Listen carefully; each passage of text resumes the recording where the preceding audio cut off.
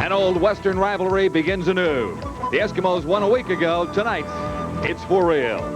Meet the main characters, the quarterbacks. I'd say this game is very important. This season is very important to our team, but I think to every team to establish a good record right off the bat and get off the mark on the right foot to get people in the stands. That's critical to the CFL this season. Myself as a starting quarterback this year, I would like to go out there and get a chance to set my own rhythm, to set a tone for myself and for our offense and for our team to go out, get out in a good start so we can get a good start going for the season.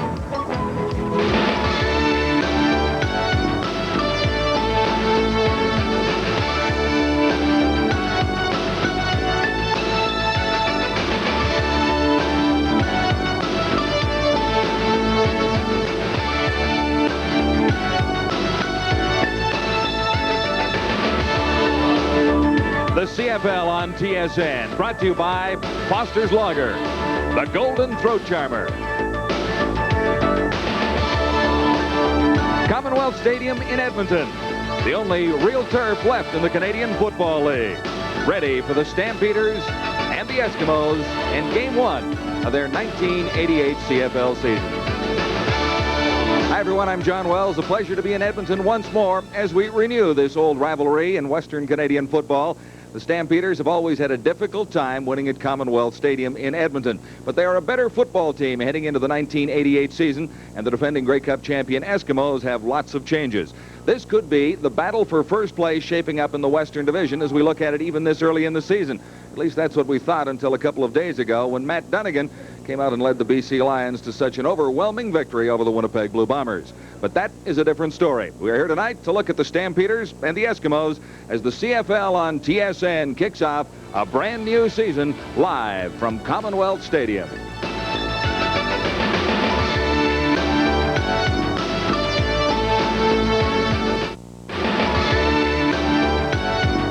It's been a rainy week in Edmonton. Showers are possible tonight at Commonwealth Stadium as the Stampeders and the Eskimos get together. For now, it's a little damp, but it looks pretty good. Hello again, everyone. I'm John Wells, and joining me now, my partner, Leif Pedersen, as we get set for our first game of the 1988 season. Leif, two teams from Alberta, two teams that are a little bit different. The champions from Edmonton have had to make a lot of changes. The Calgary Stampeders are much the same as last year. Yeah, they really have. Calgary on defense will start 11 of the same guys that finished the season. That's a good sign. The Eskimos have a lot of new faces from when they won the Grey Cup last year in 1987, but as they always seem to do, they can come up with the right combination, and I'm sure you'll see a very, very competitive team again in 88. All right, let's look at some of the matchups, beginning with Calgary on offense, and this is a story of a great runner and a fine passer. I think Rick Johnson had a tough year last year. A lot of interceptions, not many touchdowns. He has to be a little more patient, and I think the key is to use Gary Allen on the pass plays out of the backfield and get the running game going with him. On the topic of Eskimo defense, there is a brand new group up front defensively, a completely new front four, at least in Edmonton. Well, they made a great acquisition. You know, James Zachary retired. They needed a new defensive tackle. They got the toaster in from the BC Lions. Brett Williams will start, and a newcomer, Alex Carter, who quite simply says, I'm going to be the Rookie of the Year in the CFL this year. Nice statement for your first game. Well, we'll follow him closely and see how he progresses tonight. Now let's look at the other side of the ball for the Edmonton Eskimos, where there is a new man at the controls, and it is Damon Allen. Well, this is what Damon's been wanting for the last couple of years, to be the #1 guy. He's been elected by his teammates the captain of the team. But, you know, as long as you can remember, it's always been a quarterbacking tandem in Edmonton with Wilkinson, Lemmerman, etc. And I just wonder how Damon Allen's going to react over 18 games. The jury is out. We'll find out. Well, we watched him come on and win the Grey Cup last year, Leif, but as you say, 18 games, an entire season. You're the man in charge, and you have that kind of pressure. They don't have that backup quarterback like they used to. Stampeders defensively have one key acquisition at the safety spot, Scott Flagle. Probably the biggest move they made in the offseason was the signing of free agent Scott Flagle. And, you know, anytime you want to start and establish a good defense, you have to have good people in the middle. Bernie Morrison is a much underrated middle linebacker, and Scott Flagle, in my opinion, is one of the best middle safeties to ever play this game. I think it should be a pretty good one tonight. What about you? Well, I think it should be great. You know, I like the rivalry between these two teams, and it's intense. They play each other 5 times, and they're going to go at it. All right, the CFL on TSN. We'll be back with the opening kickoff live from Commonwealth Stadium in Edmonton right after this. 1987, and of course during Commonwealth Stadium, Edmonton, home of the Eskimos. These guys are never easy on home turf. The Stampeders know that better than any team in the CFL. The last Calgary win in Edmonton, 1980. The Eskimos have won 7 straight from the Calgary Stampeders. The gentleman in charge of proceedings tonight will include the referee, Mr. Dave Ewell. And he'll be in charge of proceedings with Keith Henderson, Bernie Prusco, Ross Hutchinson, Art McAvoy, and Larry Rohan, completing the official staff for Game 1 of the season for the Eskimos and the Stampeders here tonight. Well, you know, John, we mentioned in our CFL report show that the Edmonton Eskimos have been successful in all home openers dating back to 1977 when the Winnipeg Blue Bombers were able to defeat them 29-26. So with that in mind, the Calgary Stampeders really do have their work cut out for them tonight. Jones and Kratzer are back to receive the kickoff from J.T. Hay. Second meeting of the season for these two teams. The Calgary Stampeders losing to the Eskimos in the preseason game last week. And that has put the Stampeders back on their progress chart a little bit, I think, as far as they're looking at this game. They really want to get off to a quick start against the Eskimos tonight. We're ready when you are, JT. Now it's off the tee, so we'll wait a second or two more. You know, I've never seen the field in better shape here at Commonwealth Stadium. The last grass field in the Canadian Football League. And boy, we were down, had a walk around before tonight's ball game, and the field is just in superb shape. It is too bad, but I guess a fact of modern-day football that artificial turf is slightly better when all is considered. Well, it is just from the practicality standpoint. The maintenance factor just isn't there. Damon Allen, how will he react to being the main quarterback for 18 games? We shall find out. The football falling off the tee, there's not a big wind here, so.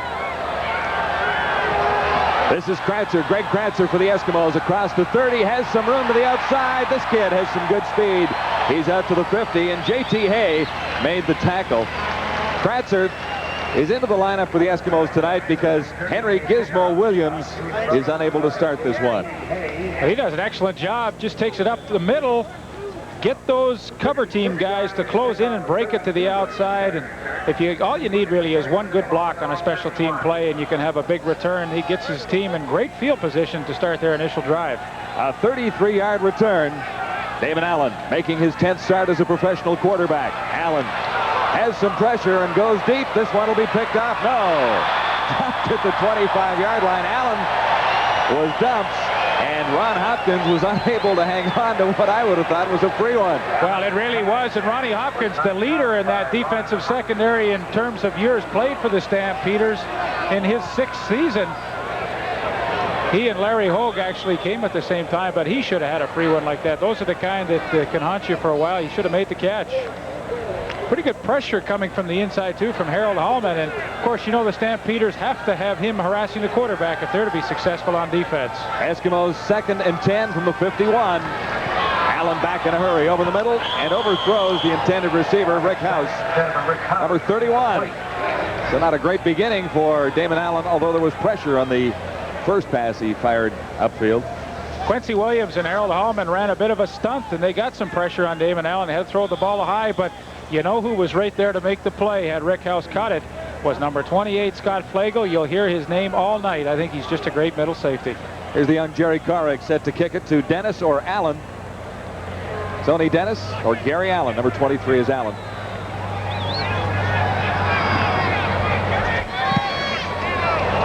Not deep. Bouncing near the 20. Gary Allen. A bit of a slippery turf. Had nowhere to go. Larry Ruck led the upfield tacklers for the Edmonton Eskimos. Scoreless in the opening quarter, the Eskimos and the Stampeders at Commonwealth in Edmonton. Well, we've had a little bit of all kinds of weather over the last couple of days in Edmonton. It's pretty nice right now, Leif. The sun is out a little bit. Can't believe the way the weather systems come in and out. One time it's sunshine, next the winds pick up, the rain comes, and we had a little hail when I was talking to Coach Ferragelli on the pregame show. Just for a second, though. Very similar. Both head coaches actually starting midway through last year. Joe Ferragelli and, of course, Larry Kuharek with the Stampeders. But a very amiable guy, Joe Ferragelli. Players all like him, as the players do like Larry Kuharek. I was so impressed with the job he did last year in the 10 games. 8-2. To 8 victories. And certainly has the respect of both the coaching staff and the players, and the guys like to play for him. And here's the guy that he has his hopes and dreams resting on, number 16, Rick Johnson, the quarterback for the Stampeders. Johnson had a tough year last year. He had some injury problems, had some interception problems, as you see from those statistics. But this guy as a quarterback, as he proved, and it was All-Canadian in '86. Pressure from Carter, but Johnson gets it to the outside. And that's Tim Petros making the catch. Stopped by Ron Howard, number 28 for the Eskimos. John, I think Calgary does this as well as any team in the CFL, using their backs out of the backfield efficiently. Lets Tim Petros just get out in the flats. You know you're going to pick up at least 5 yards when he catches the football. They got about 6 on that play. 2nd and 4. Nice call on first down. And here's 2nd down. Gary Allen. And not much room for Allen going against that new front 4 of the Eskimos. Brett Williams was in there, and Larry Ruck as well. Interesting, Leaf, as you look at the Eskimos setup, the linebackers are all intact from last year. The front 4 completely different. They are, and actually the offensive line of the Stampeders outweighs on average the defensive line of the Edmonton Eskimos by about 20 pounds, so you think that they might be able to run the football, but that time the front 4 is pretty tough. Glenn Harper led the CFL in punting for average last season. Had a lot of punts blocked last year, though, John, and teams like to put a big rush on him and try and get the free block. Kratzer and Tom Richards are back for this one. This is Tom Richards, 25 at the 40. Good returner. Not much that time. Beverly brought him down. That's Dwight Beverly, number 29. A 9-yard return after a 42-yard punt. So Glenn Harper is right on average. Well, Tom Richards, a young fellow in his 3rd year from the University of Alberta, as you see on your screen there. He's a guy I really like. You know, he's just been a spot player throughout his career. Only 26 catches last year, but you're going to see a lot of this young fellow in the future. Skinner and Johnston, the running backs for the Eskimos. This is Skinner, number 35. Breaks through, and he has a first down, yards to spare. Skinner. Can he go all the way? He does. Touchdown. Looked like he was stopped. A 61-yard touchdown for Chris Skinner. Leaf, I thought they had him stopped.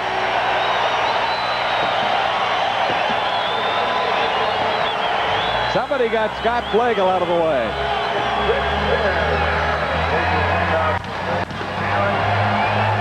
What a tremendous effort by number 35, Chris Skinner. You're going to see 84, Eugene Beliveau, fight across the top there. He takes away the block. It really should have maybe made the tackle there. And then it's just extra effort by Skinner. I mean, you don't teach these kind of things. And I didn't think he had this kind of speed, John. He simply outruns the rest of the defense. And the Eskimos, what a way to start. Second possession, the Eskimos out in front, 7-0, as Carrick puts the extra point through. 7-0 Eskimos, a 61-yard touchdown for Chris Skinner. And they fired up the fire truck early at Commonwealth tonight. Well, John, one thing that we really haven't mentioned much so far this evening is the fact that Milson Jones is no longer here as an Edmonton Eskimo, and Chris Skinner is their number 1 running back. And he certainly doesn't disappoint, Joe Faragelli, and that's just great effort. Good effort by Ron Ingram, number 77, downfield to get the block on Jeffers to let Skinner go in those final few yards for the touchdown. A big play for the Eskimos, and Chris Skinner in particular. Rick House, good block on the play. Yeah. Well, as a defense, too, it's pretty demoralizing because a team like Edmonton, you know they're going to score points during the course of the game, but you like to really make them work for it, and that's a pretty easy one. Anybody will tell you, 61-yard run, you'd say, well, we should have had him. Andy McVeigh and Ron Hopkins deep for the Stampeders. This is McVeigh starting at the 15. Still going. McVeigh out across the 45. Good return. Stampeders get good field position. Ron Howard makes the tackle. So disappointing for Larry Kohar. After the first sequence, they shut down Allen's passing game, but the running game worked very well. Howard and Larry Ruck on the tackle. 61-yard kickoff. 33-yard return gets the Stampeders with a first down at the 46-yard line. Johnson with an All-Canadian running back. Gary Allen from 1986 back there, and Tim Petros. He elects to put it up and goes deep down the right side. Larry Willis can't come down with it. Coverage by Danny Taylor. Well, it was a great call by Rick Johnson. He put 3 receivers to the wide side of the field and expected to get one-on-one on the backside with Larry Willis and Danny Taylor. Larry Willis actually had a couple of steps on Taylor, but the ball just overthrown.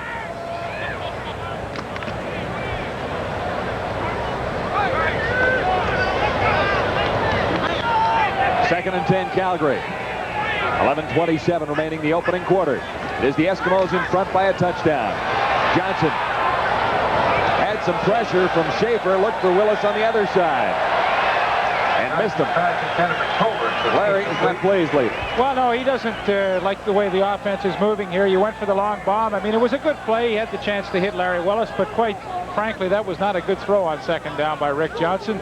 Larry Willis running the out on his adversary, Steve Benjamin, but a pretty poor throw. Glenn Harper's second punt of the evening to Tom Richards, number 25, or Greg Kratzer, number 89. They're back near the 20.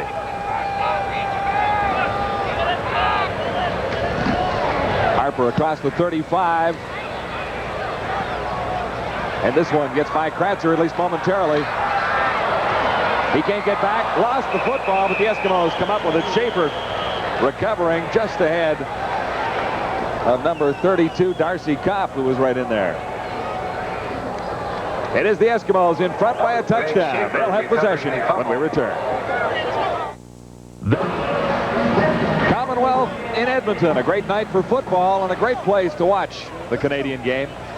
Leif, there's not a stadium in the country that compares to this one when you're really looking for the real atmosphere of football. BC Place is lovely, but it is not quite the same as watching it outside, is it? Well, no, it's not. When the weather's great, I mean, it's nothing nicer than being here if it's good weather. You know, for people at home, the stadium really halfway up is at ground level, so they're actually playing on a surface below the ground, and that sometimes plays some tricks with the wind. Pretty swirly in here. First down for the Eskimos. Damon Allen begins from his 22. To the far side.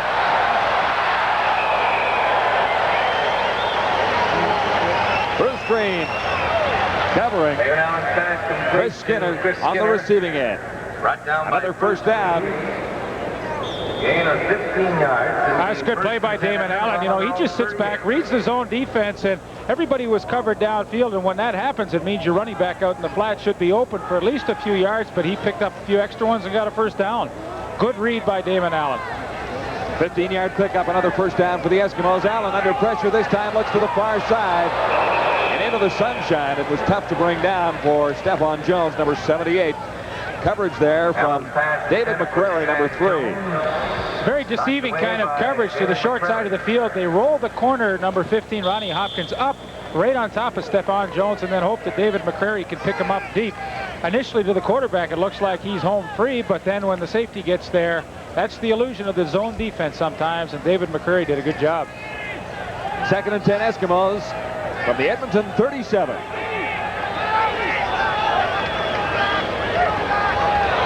Allen gets away from initial pressure. Carries himself, comes up short of the first down, I believe. Or did he get it? Hard to tell along the sidelines with the players standing in front. Leif, did he sidestep it down the line for a gain of 12? He did.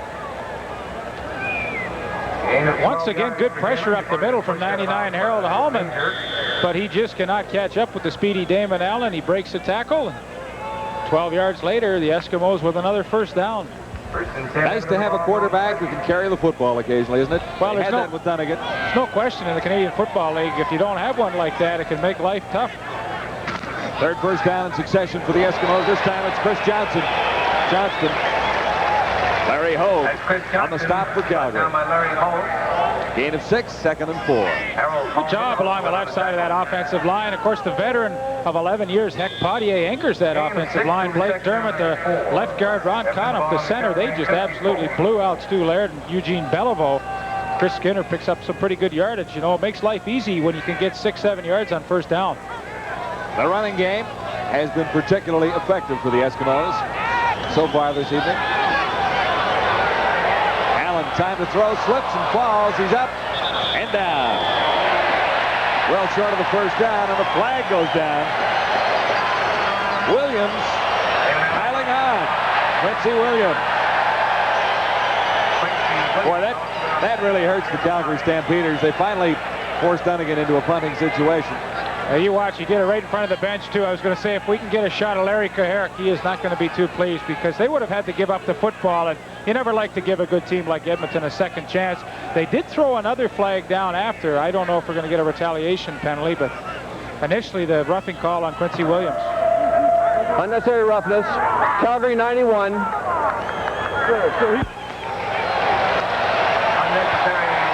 And they march off just a little bit of territory, don't they? It'll cost the Stampeders 25.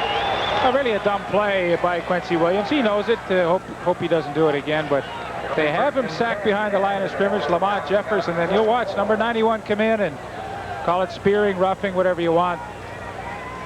A 30-yard penalty, Leaf. So look where the Eskimos are, inside the 25 at the 24 with a first down. Edmonton leading 7-0, 8:40 to go, the opening quarter. And it's lonely for Quincy Williams in this ball yard right now. Allen under pressure. He lost the football, and Beliveau may have come up with it for Calgary. Beliveau knocked it loose at least. Now the Eskimos indicate they have recovered. Well, as so often happens when a team gets in serious scoring position, they try to put a little extra pressure. That time, number 28, Scott Flagel, will line up and come on the safety blitz. He initially is not the one to get the full pressure on Damon Allen, but I believe it's Flagel that gets the hand up, knocks the ball loose, and the Eskimos are very fortunate they're able to recover. Right tackle Trevor Bowles coming up with a loose football. This is 2nd and 19. Eskimos back at the 33. Allman with pressure, and it's picked off by Major. The intended receiver was Ron Ingram. But Chris Major comes up with an interception just about the right time for the Calgary Stampeders. Allman had the pressure on the quarterback, Damon Allen, that time. Well, these are the kind of things that Damon Allen's going to have to learn. He shouldn't have thrown this football. It was into zone coverage. They had Flagel over there along with Chris Major. He makes the easy interception, but what Damon Allen did was he gave up a chance for a 3-point field goal. He should have just thrown the ball away. No way to get it in there, but nevertheless a good catch by Chris Major to pick up his first interception of 1988. And the Calgary Stampeders come up with a bit of a break on that, Leaf, after the roughing call against Quincy Williams. Well, less than 30 yards. If I was Quincy, I'd be over shaking Chris's hand and saying, thanks for bailing me out. Stampeders, first down from the 6. This is Gary Allen. Good hole for Allen. And he has a first down, takes a big hit. Cliff Tony made the tackle. Brought down by Cliff Tony along with 17 yards for Gary Allen. And that gets the Stampeders out of a hole. Boy, you sure said it, John, because when you're backed up, you'd love to be able to run the football. He breaks a tackle at the line of scrimmage, just a trap. He's got 17 yards and a little bit of breathing room now for Rick Johnson with which to operate.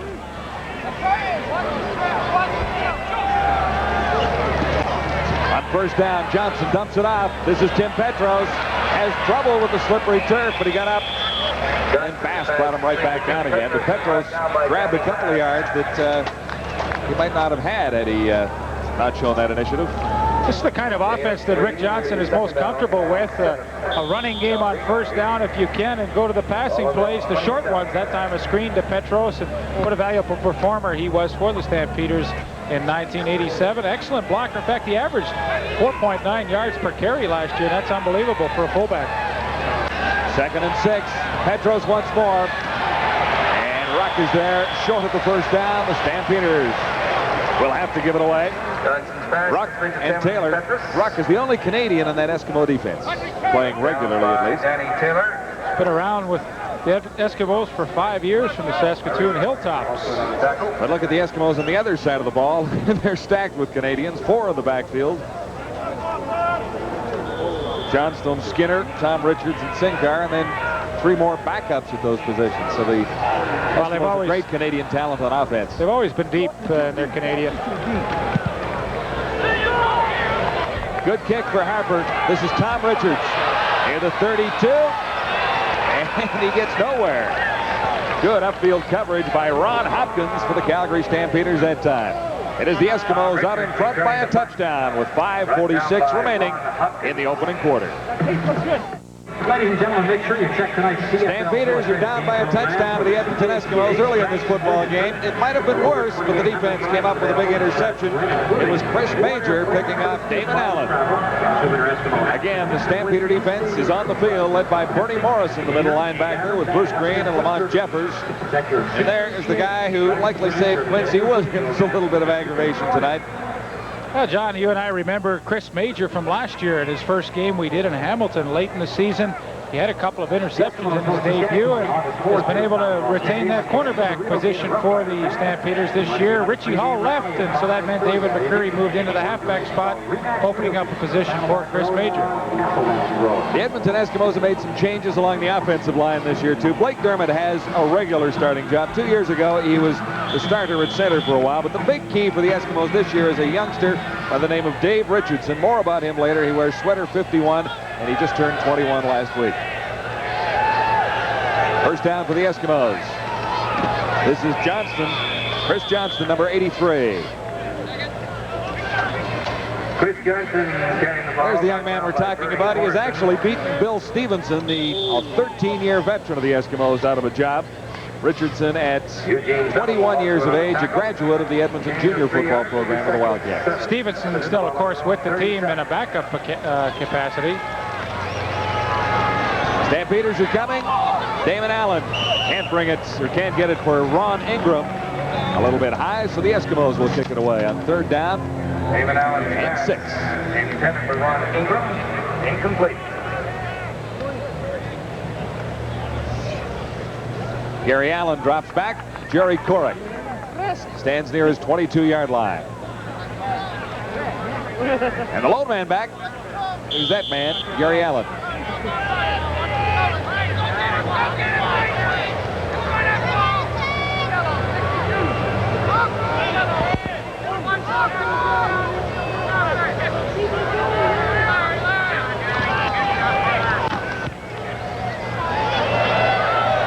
It is short. Allen at the 35. It's only 3 on the return, but the Stampeders are gaining a little bit on the exchange. McLean led the tackle. Tacklers for the Edmonton Eskimos. Stampeders, perhaps the best field position they've had tonight. 38-yard punt, 7 yards return. Gary Allen took a pretty good shot on that play. I think he's going to have to come out. And 10. Calgary, the ball Sandwiched with that good hit by number 45, Mike McLean.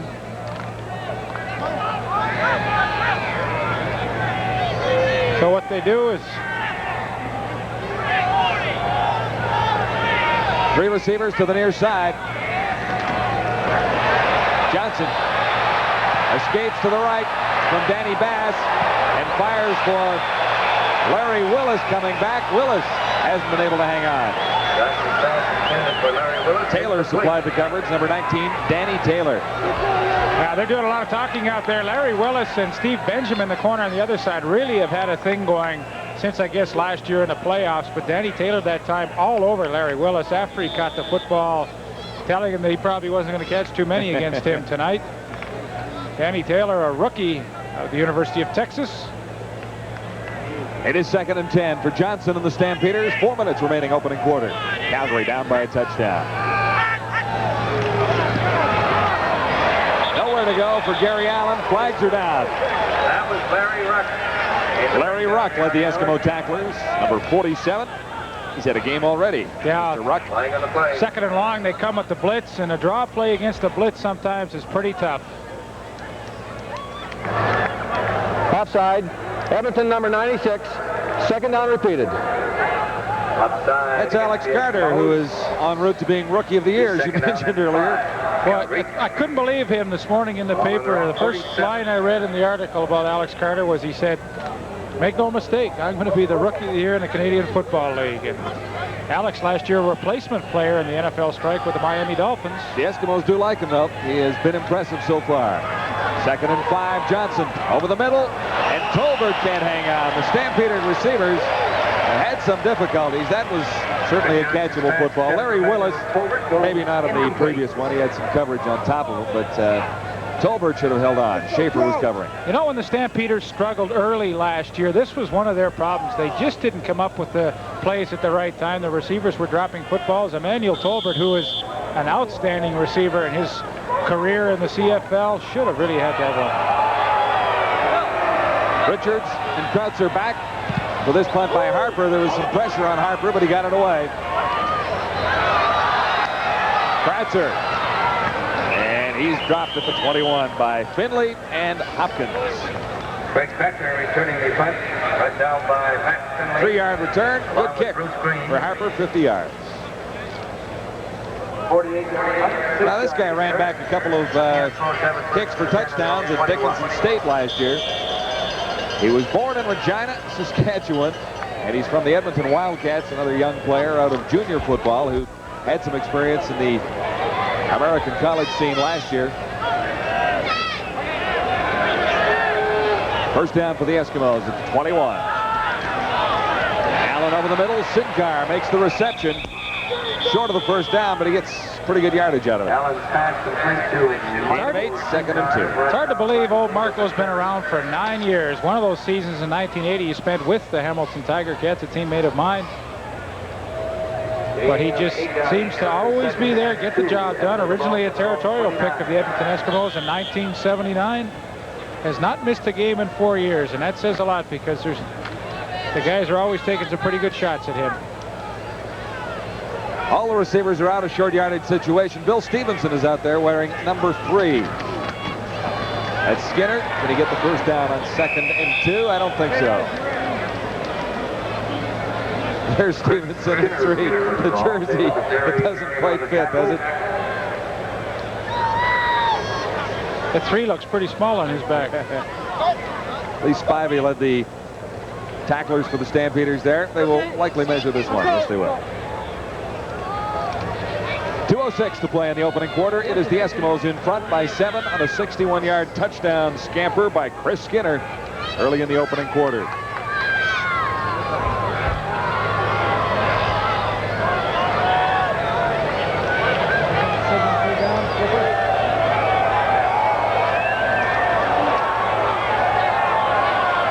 Inches to go for Joe Faragelli. I guess you might as well go. What do you say, Lee? I say go. You got the best center in Canadian football in Rod Conop, and all-Canadian Damon Allen just slide in behind him. Give it to your best back and keep it yourself in. Well, I'd keep it myself.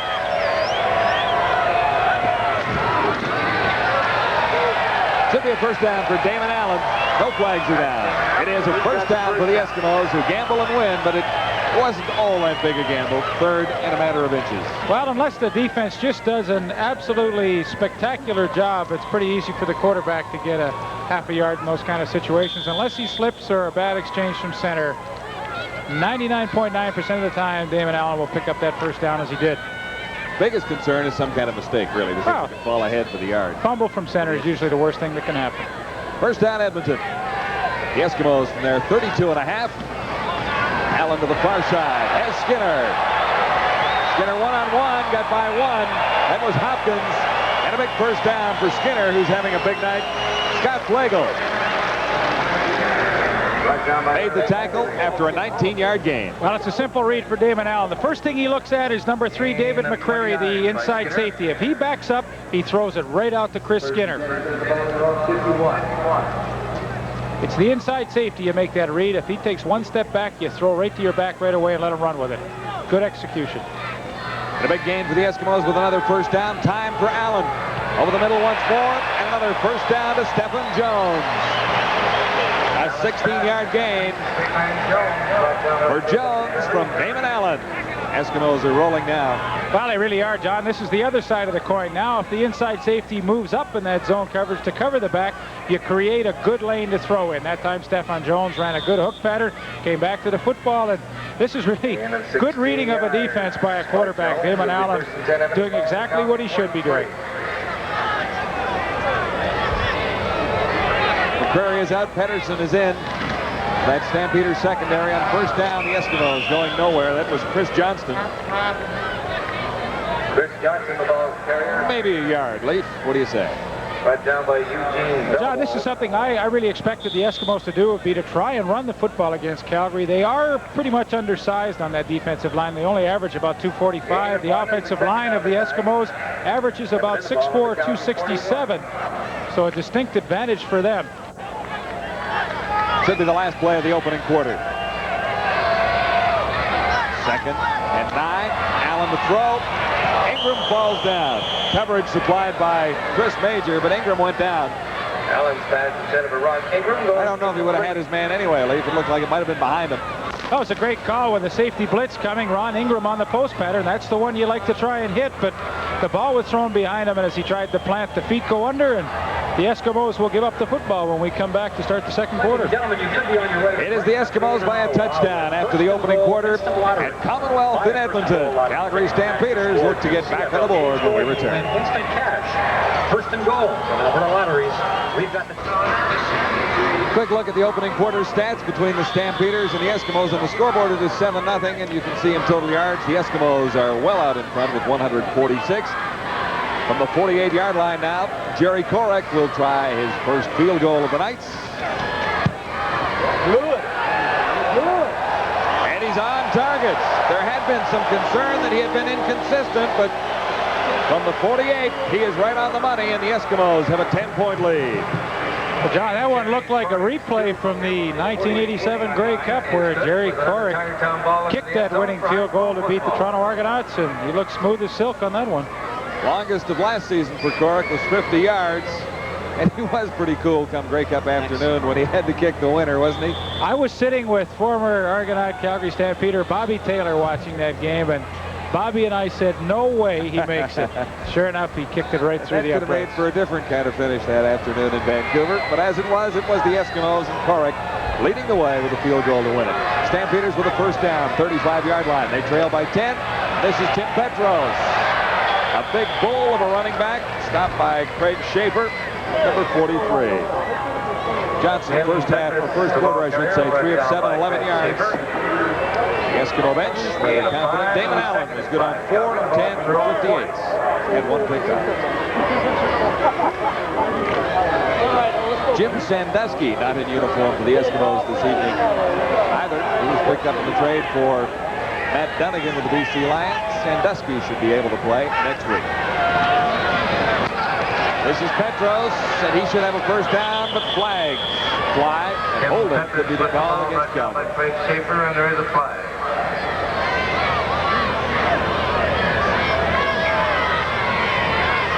We'll listen in. Holding, Calgary 69, second down repeated. Holding is John call against McCowan.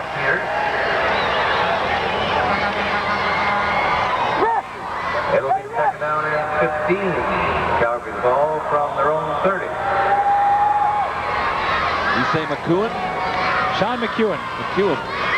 From the Western Ontario Mustangs. Big boy, 6'5", 265, but used his hands on that play too much. Pressure on Johnson. More flags go down. He'll try and run himself out of difficulty, but barely gets back to the original line of scrimmage. Stopped by Ron Howard. With the ball is brought down by Ron Howard along with Craig Schaefer. And there is a flag. We have a technician from West Isle plays to the press box.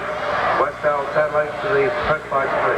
Offside, Calgary 89, declined, third down. Willis got a quick start. Offside against Calgary, declining by. So the Stampeders, all kinds of difficulties, hurting themselves. They trail by 10. Well, Johnson takes a pretty good hit for all for naught on this play. I believe number 38, Brian Warren, the newcomer of that defense, put the hit on him, but mistakes once again stalling the Stampeders offense.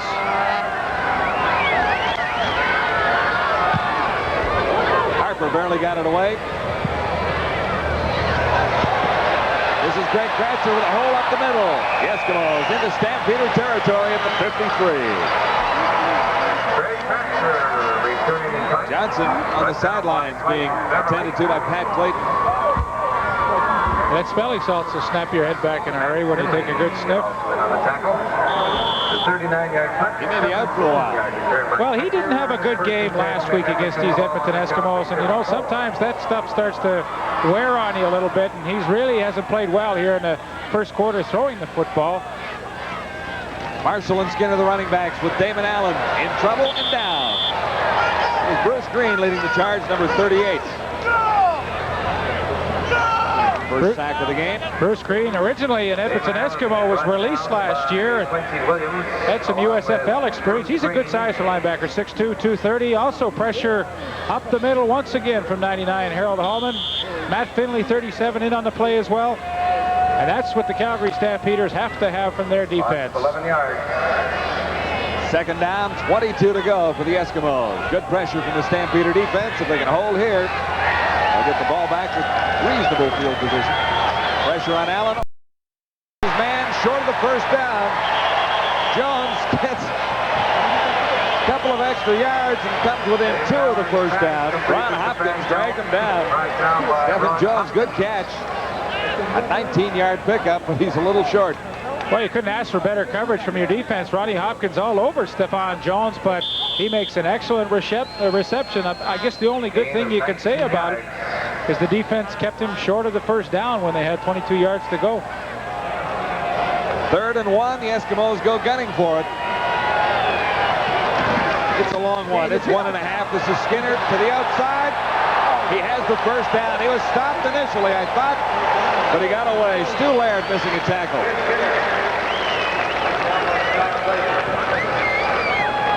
He needed 1.5 yards. He got 4. A good penetration by Stu Laird. Chance David McCrary, number 3, has a shot, but Chris Skinner, who's having himself a fantastic first half, breaks a couple of tackles and picks up the first down. Carl Fodor is the backup quarterback to Rick Johnson, warming on the sidelines. Eskimos with the first down. Inside Calgary territory, 42-yard line. Sincar out of bounds after a gain of close to 5. Now this is where Marco Sincar really shines. He's a good medium receiver. He's not a deep threat, although he might disagree with me on that. But really where he's the strongest is in that 7-yard quick out range to the 12 to 14-yard hook range. He's a very dependable guy, and those are excellent first down calls by Damon Allen. That's the way you keep momentum going on offense. Just pick and pick and pick, and soon you're going to get the big one. Gain of 5. 2nd and 5 more required for the Eskimos. At the 37, Allen quickly over the middle. And Richards didn't see it coming. Allen's pass intended for Tom Richards was incomplete.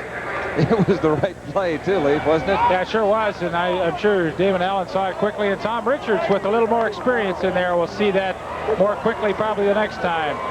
Bill Farragilly, not much of a screamer, and I'm sure they'll explain things to Tom Richards and say, look, when we get that kind of look on defense, you better have your head snapped around in a hurry. Cork was good from the 48. This one he'll try from the 44.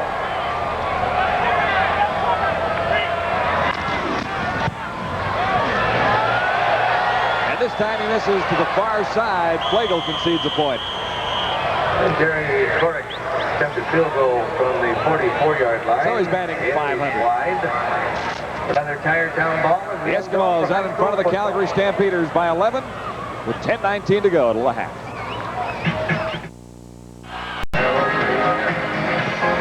Well, it was threatening to do something a little earlier, Leif. We saw a little hail, we saw a little rain, but so far the storm clouds have really blown over Commonwealth Stadium in Edmonton, and as you well know, if you don't like the weather in Alberta, you wait 10 minutes and it may change for you. Tell you, after being in Toronto through that heat wave the last few weeks, I don't know, I guess it's a little refreshing to come out here, kind of cool for me, but I think the Stampeders have been very fortunate here with 10 minutes remaining in the second quarter to find themselves only trailing by 11 points. They really have had little or no offense at all. And Jerry Cork providing 5 of those 11 points from his foot. Good from 48, a little wide from 44. That tells a bit of a story there with the Eskimos leading in time of possession.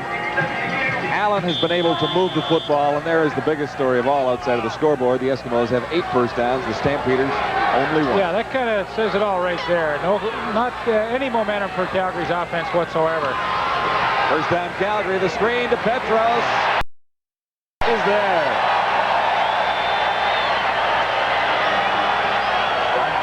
He's having a night, Leach. Well, he really is, and he always does. He's been around for 9 years in the Canadian Football League for Michigan State. A Western All-Star last year. Watch how quickly he reads the screen. As soon as he sees Petros peel off and the blockers, he doesn't even have to fight between the blockers. He's there so quickly.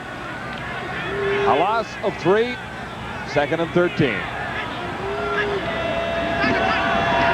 Big blitz coming. Johnson unloads. Tolbert makes the catch, gets away from Taylor, and Tolbert gets close to first down territory. Stopped by Stanley Blair, number 5. Tolbert picked up 12. He's a yard short, though. Now, this brings up an interesting decision for Larry Koharic. They have had little or no momentum, as we've talked, but they find themselves about a yard and a half short, and they're going to take a gamble here. Barrigelli has gambled and won twice. It's a long yard. It's a yard and a half. Gary Allen, first down. It pays off for Larry Koharic. Gary Allen. Colombo. Tom Spallettini, number 61. That's the play they used earlier in the first quarter to spring Allen for 17 yards. And they go right back to it, get the good angle on the block, and Gary Allen picks up a big first down. Second first down for the Stampeders. It could be a big one if they can march it a little bit here and get some points out of this. I think it was a great call regardless of the outcome by Larry Koharic. They need momentum, and maybe they'll generate some with that play. The 48, first down, Calgary. The receiver is down. Willis slips. Stanley Blair didn't get over quite quickly enough because that ball was sitting out there for a second. That's tough. Larry Willis in isolation here. You watch as he tries to do a pirouette kind of move to get to the outside, and the field is a little slippery, but Larry Willis has to make sure he doesn't fall down on those, because when you make a mistake out there like that, that can cost you 6 points in a hurry. 2nd and 10 Stampeders from their own 48. More trouble for Johnson, gets away from one. That was Schaefer. McVay couldn't hang on. Larry Ruck once more, the Eskimo linebackers. Schaefer, Bass, and Ruck have been mentioned several times. He's had himself a pretty good first half there, Wellesley. Broken up by Larry Getting a chance to be a starter with the Edmonton Eskimos, and he was all over number 34, Andy McVay, in excellent coverage. And once again, that Eskimo defense that lost so many players, John Mandrich, Stuart Hill, James Zachary to retirement. They look pretty good here in the first half. Richards and Kratzer deep for this punt from Glenn Harper. Some pressure through. Harper goes down. There is no flag. This is Greg Kratzer. A 52-yard punt. Kratzer going nowhere. Might have been lucky to hang on to the ball. Peterson, Greg Peterson, like the tacklers for the Stampeders that time. Steve Benjamin almost getting through, giving young Harper a nightmare. Well, I mentioned earlier in the game that Glenn Harper is one of the slower punters in the league. That time the rhythm not too bad, but a good effort by 24 Steve Benjamin, the corner, to come in and try and almost block that kick. The referee rules that the contact was not too bad on Glenn Harper, so no roughing the kicker call, and the Eskimos take over. A good kick for Harper, 52 yards. This is the deepest that the Eskimos have had to begin offensively so far this evening, as they start from the 13 with a first down. Eskimos by 11. This is Blake Marshall, number 22. And Eugene Beliveau led the Stampeder tacklers. The Eskimos will go with 4 running backs throughout the course of the evening. All are Canadians. Chris Johnstone and Chris Skinner are the starters, number 83 and 35, backed up by Spallettini. All 4 will see action during the game.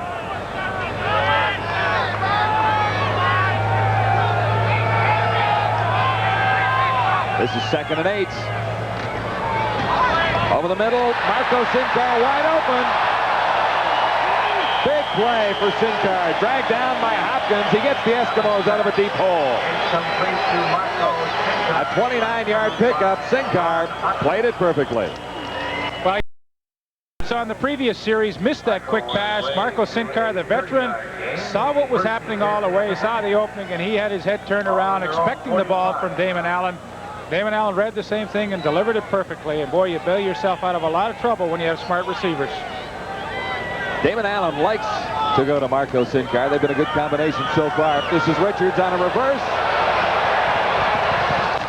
And there's really nothing opening up for Richards. That play a little slow developing. David McCrary over to make the first tackle. With the ball, brought down by David McCrary. Along with Lamont. Rick Johnson, no, he doesn't look too happy over there. The ice bag on the neck, taking some oxygen. He's got the mask on underneath that coat. Can't quite see it, but he has had a tough go here in the first half. 5:42 remaining in the opening half. It is the Eskimos by 11-0 in the Calgary Stampeders. Edmonton, second down, 9 to go. Allen slips, gets it away. Stephon Jones comes up with a football. A flag is down back in the Eskimo backfield. Hopkins victimized by Jones. They're going to bring it back, aren't they? Well, unfortunately, a great reception will be wiped out by the holding. Edmonton 51. Second down. Dave Richardson has been caught for the first time. 21-year-old Richardson in his initial starts for the Eskimos. See if we can pick it out. He's working on Harold Hallman, and Harold Hallman gets by, and you can see the hook applied and to take down the whole thing, and that's 10 yards and wipes out. You know, we're talking about net 60 yards and loss right there. It would have been a 52-yard gain. The Eskimos looking at 2nd and 19 now. Allen converted one before. Can't quite do it this time as he intended it for Richardson. And Tony Morrison got a hand on it. David Allen pass intended for Bernie Morrison. Did I say Tony? By Bernie Morrison. Boy, Bernie Morrison been around for 11 years, and in our opening I mentioned that I thought he was an underrated middle linebacker, and I really believe that's true. He's undersized, only 6 foot, 215 pounds, but last year 2nd in the league in tackles. Trevor, I believe that's still Rod Conn up the center, number 67, All-Canadian last year. In 1987, 7 years in the league. Well, there's Bernie Morrison, you know, last year 2nd in the Canadian Football League to Dave Albright of the Saskatchewan Roughriders in tackles. 159 tackles, and that's a lot of hits. You heard him, he's not too happy. He said, damn, because he won. Corrick will kick to Willis or Gary Allen.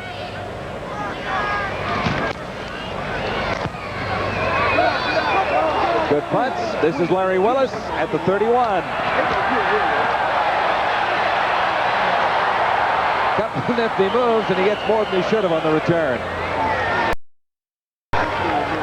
Bruno Jeremiah helped out with a pretty good block for Calgary. 11-0, the Eskimos out in front of the Calgary Stampeders. It'll be a Calgary first down from the 40 when we return. Bonus for scratch and win holders. You may have won a Marlin Travel. Well, how about some fancy footwork by Larry Willis? You know, he's not the fastest receiver in the league, and of course he's just returning a punt here, but some just absolutely nifty footwork. He only got about 10 yards on the play, but good return nevertheless. And Willis will have a new quarterback to throw to him. Carl Fodor is in for the first time. He is at Marshall University. In his 2nd year, he dressed for 9 games in 1987. Did not see a great deal of action for the Calgary Stampeders. And there's Rick Johnson. More injury problems for the 1986 All-Canadian quarterback. It has not been a happy time in Canadian football since that rookie season for Johnson. Last year, there were injury problems and inconsistencies. And now, more injuries for Johnson. So Carl Fodor takes over. First down, Calgary. They begin at the 40. This is Gary Allen. And there is nowhere for Allen to go. Danny Bass once more leading the Eskimo tacklers. Gary Allen carrying the ball, brought down by Danny Bass. Less than a yard picked up by Gary Allen. Well, Danny Bass, a pretty smart linebacker in his career in the Canadian Football League, and a new quarterback comes in, and he probably assumes that the way he wants to get accustomed to the game is just hand off the football. Danny Bass up on the line of scrimmage, expecting that, makes a big hit on Gary Allen. This will be 2nd down, 9.5 to go, Calgary. Flags are down. Fodor for Larry Willis, and it was tipped at the last second by Stanley Blair. Flag back at the line of scrimmage, however. Nothing going right for Larry Kuharek so far tonight. No, really, Larry Willis should have had that ball. Offside, Edmonton number 5. Second down repeated. Well, finally a break for Calgary. Kuharek, the offside call. Well, what happens sometimes is the cornerback, and in this case, number 5, Stanley Blair, is in bump and run coverage, and you know you still have to give that receiver a yard off the line of scrimmage. Stanley Blair was in that neutral zone, and a break for the Stampeders. Carl Foder against the Edmonton Eskimos last week, only 3 of 7. In fact, in 1987, only threw 16 passes, so not a great deal of experience. 2nd and 5.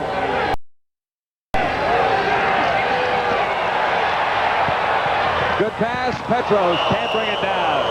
2 Eskimos in collision, covering on Petros.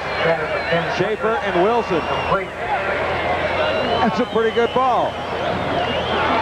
Well, this is some kind of hit here. Petros cannot get to the football. He ducks down just in time, and good thing he did, because number 20, Don Wilson, was going to absolutely lay the lumber on him, but he got his teammate, Craig Schaefer, instead.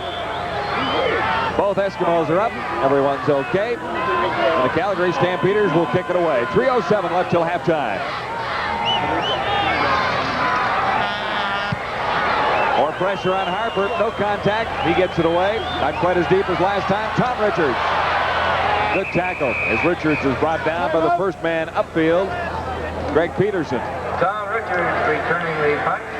2 minutes and 53 seconds. The 3-minute warning is out. It's Commonwealth and Edmonton, where the Eskimos lead by 11. 36-yard punt, 3-yard return. I know bantam football has been a very major thing. Joe Faragelli, I think the only coach in Canadian Football League history to be head coach with 2 teams in one season. Lots of guys have bounced around a little bit, but Faragelli started in Montreal and ended up as a head man in Edmonton last year. Yeah, I mean, I can't question that one. Larry Kuharek, he started midway through last year and had some pretty good success. John, last week the Canadian Football League lost a very good friend in Gordon Walker, and I know you and I will miss seeing him at Grey Cup every year, the familiar face. Our sympathies to the entire family, and especially to his wife, Victoria. Well said, Leaf, and Gordon will definitely be missed around the Canadian Football League scene. Game of the week on TSN, the Eskimos in front of the Calgary Stampeders. Edmonton with a first down. The Eskimos beginning at the 30. This is Skinner. Not quite the hole he found early in the opening quarter when he rambled 61 yards for the only touchdown of the game so far. Well, that's certainly the biggest highlight for the Eskimos here in the first half. I think when you have a set of young running backs as they do, and Chris Johnstone and Chris Skinner, although he's been around for 5 years now, but you got Blake Marshall, and it's good to rotate those guys around so they don't take too much pressure and they can all get a chance to play and get some experience. Allen has his man, Stephon Jones, at the 45. First down, an 11-yard pickup. Ron Hopkins supplying the coverage, but the Eskimos come up with a first down. Jones has made a couple so far. Yeah, really has, and both similar pass plays on that hook pattern. He runs it very well down the field, and I'm sure he had so many opportunities to watch Brian Kelly over the years run that hook pattern. Kind of copied the same moves, bring it back to the inside, back towards quarterback. Allen, a little high that time. House was the intended receiver. And Larry Hogue, number 14, was covering. Not a good pass thrown by Damon Allen. Should be this good side to roll out to, a right-handed quarterback going to the right, but he just let that one sail. And Rick House, who's sharing that inside slot back duties tonight with Tom Richards, getting a chance to play here late in the second quarter. 2nd and 10 for Allen. He's been good on 8 of 17 for 122 yards thus far. One was picked up. And again, he's high. House was the intended receiver, and again, it was Hogue covering on Rick House. Well, it seems like on first down, the Calgary Stampeders are playing a lot of zone defense, and Damon Allen's had success against it. On second down, they've been gambling a little more. Once again, for about the 6th time in this first half, the safety blitz with Scott Plago comes now.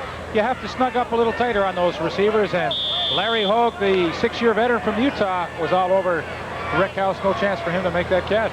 Corrick from his 30 will kick it away to Gary Allen or Larry Willis. They're back near the.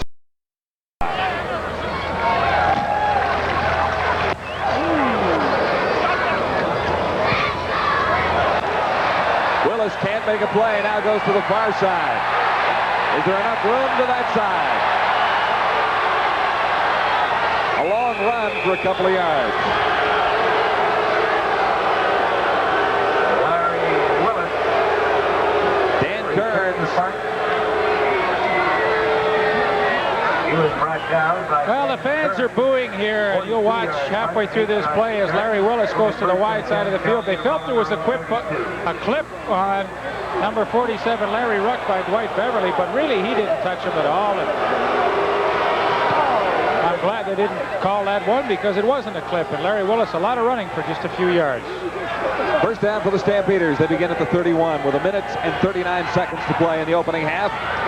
Voter has Marshall Toner over the middle, short of the first down, but pretty good yardage, should be close to 8. And again, it is Danny Bass leading the Eskimo tacklers with help Craig Schaefer. Well, 1 minute and 35 remaining now. Carl Voter, hurry up offense. Danny Bass on the tackle.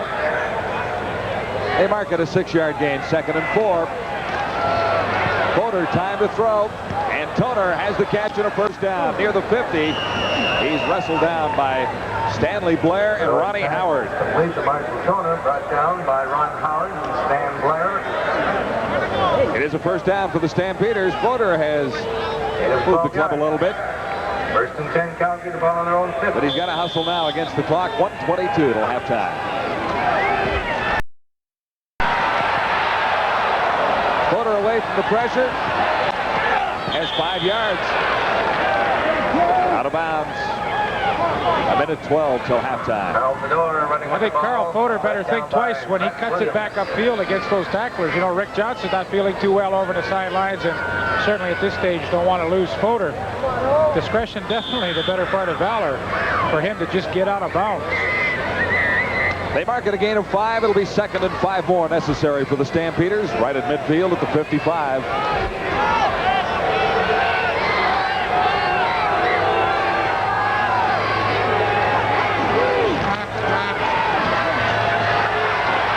As time goes to the far side and fires it into the dirt, there was pressure from Dan Kearns. Well, there was pressure from Dan Kearns, but really that was Larry Willis's fault. He out on Steve Benjamin, and just as Carl Voter wanted to let that football go, Willis once again fell down. He's been having all kinds of difficulty staying on his feet tonight, and Voter had to almost double clutch that, and the ball was underthrown.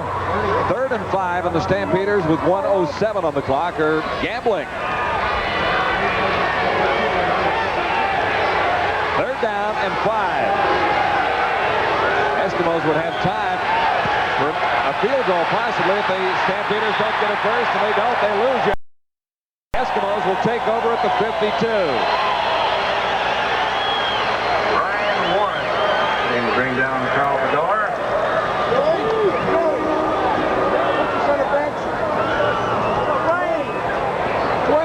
It was Brian Warren, number 38. Well, a big gamble by Larry Kaharick with just a minute remaining here in the first half to gamble on 3rd down. And Brian Warren comes up with the big play, sacking Carl Voter. The Eskimos take over, and they do not have a great deal of distance to travel before Jerry Kaharick is in field goal position. About 10 yards ought to do it.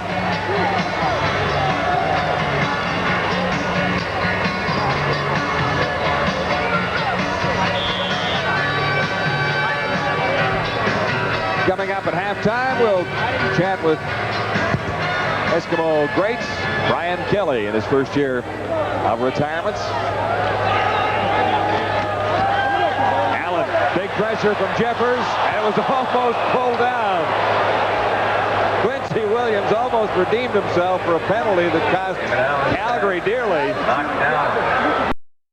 Jeffers was through, and Quincy had a shot. Well, once again, a ball that should not have been thrown by Damon Allen. You know, sometimes you just got to eat this football and give up the sack, but he got rid of it anyway. And the pressure by Jeffers, but Quincy Williams had a freebie and he's been able to hang on. 58 seconds remaining till halftime. Eskimos on 2nd and 10. Allen rifles it over the middle for a first down at the 35. Tom Richards. Big catch for Richards. Tom Richards. Eskimos in field goal range. They lead by 11. Harold Hallman shaken up and back near midfield. Well, the Eskimos have had a lot of success in the middle tonight against the Calgary defense. Both Marco Sinkar and now Tom Richards finding that hole in the zone coverage, and Tom Richards makes a catch. Damon Allen threads the needle, and boy, oh boy, how this game changes in a hurry. Quincy Williams could have had a touchdown. He drops the football, and now the Eskimos pick up a first down at the 35-yard line of the Calgary Stampeders.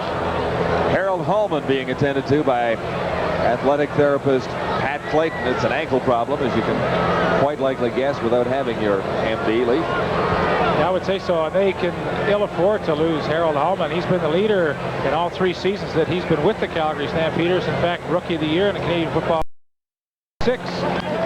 Once again, a Western All-Star last year, so hopefully, and the way he's leaving the field, I suspect we'll see him back after a play or so. Kent Warnock comes in for Harold Hallman, who may well be back. He's off under his own power now. 53 seconds remaining. The Eskimos with a first down at the 35 of Calgary. Allen carries himself and took a pretty good hit from Bruce Green. Bruce Green bringing down Damon Allen. Former Eskimo getting a chance to take a shot at one of his buddies. Damon Allen, this is what he does so well when things are covered downfield. He's able to tuck that ball in and run, but he really takes a good shot there. Allen puts it in the air this time. He has a strike. Stephon Jones in front of Ron Hopkins. Jones has played well and picks up 10 there. Well, Hopkins must really wonder what he has to do to break up a pass play. He's been all over Stephon Jones on a number of occasions, but that is a great catch. And you know what? That's a better throw, too, because Allen saw that Ronnie Hopkins was closing up on the inside of Stephon Jones, and he threw it to the outside. In good hands, nice catch. Now the quarterback, Damon Allen, appears to be shaken up. Short of a first down, the Eskimos. Well, he'll have to come out for a play, and that means we're going to see Tracy Ham come in the football game, and he has very limited experience in the Canadian Football League. Only 36 passes attempted last year, 3 interceptions, 1 touchdown. There he is, number 8. Not a big guy, only 5'11", 185 pounds. Tracy Ham, number 8. He's the only player in American college history to pass for 5,000 and rush for 3,000 in his career. But the numbers in Canadian football really don't tell much of a story on Tracy Ham yet. Well, John, this is what I said at the opening of our show. You know, you can always remember that the Eskimos had great quarterbacking tandems. They no longer have that. Well, remains to be seen how well Tracy Ham can perform. Ham carries, should have the first down. 24 seconds remaining till the half. Boy, as you think back, you know, 12, 14 years ago, it was Wilkinson, Lemmerman, then Moon, Wilkinson, Moon, Dunnigan. I mean, there was always a couple of guys that you knew you could count on. Now it's changed here in Edmonton. I guess in fairness to Tracy Ham, the book can't be in on him yet with the lack of experience that he does have. But what the Eskimos have are 2 quarterbacks this year with limited experience. Here's Ham. Drags him down short of a first down. McCrary is also there. 15 seconds remaining. McCrary mixing it up with Pachier. I think I'd bet Hector if it really came to blows. Well, they didn't like the way that Harold Hallman was holding on to Tracy Ham's leg. You know, he wants to get back to the line of scrimmage and get that play called in the hurry-up offense. But Harold had a hold of his leg, and he said, not so fast. Harold wanted a bit of a rest. Sure, I don't blame him. He's hurt. 15 seconds remain. Second down and 1. And Ham will hold for Jerry Corrick. 16. Well, you know, they still have a timeout available with 15 seconds. You could take a timeout, take one shot at the end zone. They don't elect to do so, however. This from 24 yards. Nobody in the end zone for Calgary. And Karek is good on his second field goal of the night. Chip shot from 24 yards away. As the Eskimos move out in front, 14-0 in the Calgary Stampeders. So the third down. Herrick comes back to cost him 3 more points. You look at that situation where they had a shot for a turnover on the play just after that. Or Ron Connell's 53rd birthday party later on tonight. Jerry Karek. That's Keith Fletcher. 2 out of 3 tonight in the field goal department. I really do think, though, Wellesley, with 15 seconds to go, you know, they got a chance to take a timeout, maybe take a shot at the end zone. At least 2 plays can be completed in 15 seconds. Larry Koharic, not a very happy man on the sideline. He's a very intense competitor, and his team has not played very well in the first half. Not much for consistency at all for the Stampeders. This is Tim Petros. Close to a first down, takes a big hit, pays for it.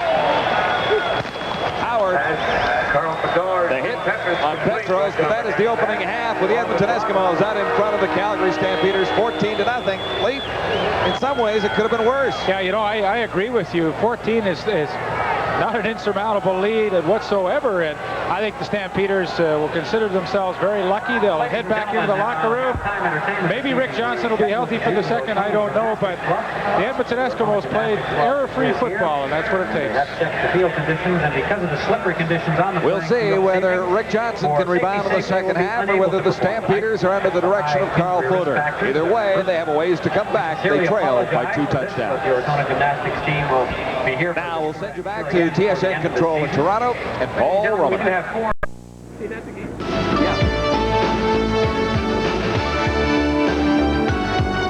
Halftime at Commonwealth Stadium in Edmonton, where the Eskimos lead the Calgary Stampeders by 2 touchdowns. It is 14-0. And some things don't change all that much. The Calgary Stampeders have had difficulty winning in this stadium at Commonwealth since Brian Kelly was playing and since the place opened. It has not been a kind turf for the Calgary Stampeders here. Brian, welcome to our telecast. What about this rivalry, and why does Calgary struggle in Edmonton? Well, I don't really know why. The Edmonton Eskimos have been very good over all those years, and Calgary just has always seemed to be just a notch below the Eskimos, and one day it'll probably switch, but I think that's mainly it. It's whether the games are in Calgary or Edmonton. They've always been real close, but for some reason or another, they've never been able to, you know, put the final nail in the coffin ever. Do you make too much of this rivalry between these 2 teams in football, or is it pretty intense? Well, it's pretty intense because they're to the south, and with the hockey and the football rivalries. As you can see on the field tonight, as I was watching, there were a few little fights that were breaking out. So the boys look like they're kind of excited to be playing. I guess basically we look at this situation. You have been retired for 1 half of football.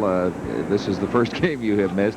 How will Brian Kelly be as a fan as you sit and watch these Eskimos over the next few years? Well, it's funny, I was just asking my wife, because this is the first time we've ever sat together, and You've never taken her to a football game before, No. obviously. No, I haven't. And I said, well, how can I be a good fan? And she said, well, you kind of got to sit and gossip and, you know, and then clap once in a while, and then you'll be a good fan.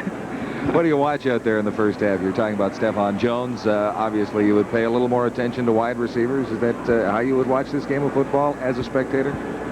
Well, the first thing I do is watch where the quarterback goes, and then I can kind of figure out where the ball's going. Of course, unless it's a running play, and I'm totally lost on that. Brian, so many great years for you with the Eskimos through 9 seasons. You put an awful lot of records up on the board and an awful lot of Grey Cups, 6 in 9 years, I believe. Is there one moment, one of those Grey Cup victories, that stands out more than any others? Well, I guess the last one probably, and my last catch that I ever made playing football was a touchdown in a Grey Cup, and it won towards the end of the game, and it was probably one of the more difficult catches I ever made. I just about got killed that day, and so that probably... Well, that was typically Kelly, I suppose, to catch a touchdown on your last catch in the CFL. I got lucky once in a while. Brian, thank you very much for so many great years, and we hope you enjoy yourself sitting and watching these Eskimos over the next few. Thank you very much, John. Brian Kelly, former Edmonton Eskimo outstanding wide receiver. The Eskimos lead the Stampeders by 2 and will continue after this. Back at Commonwealth Stadium at halftime, where the Eskimos lead the Calgary Stampeders 14-0. Time for a couple of moments in the press box with a couple of scribes who follow these two football teams. Larry Tucker of the Calgary Sun is on my right. Cam Cole of the Edmonton Journal is on my left. And I guess we'll begin with you, Mr. Tucker, and ask you what these Calgary Stampeders have done to impress you since you saw them last season. Not a whole lot. Not a whole lot, John. They've got to get one of these quarterbacks has got to stand up and take charge. They keep Rick Warman, Rick Johnson, Carl Foder. It doesn't matter. Somebody's got to come forward and do it. And until they get some kind of leadership back there, nothing else is really going to show. As we watched Johnson tonight, he was injured, but he didn't have the football team moving even when he wasn't injured. No, he didn't. And some strange play calling. If you're on 2nd down and 8 yards, it helps to try to gain 9. I don't know why they, you know, these.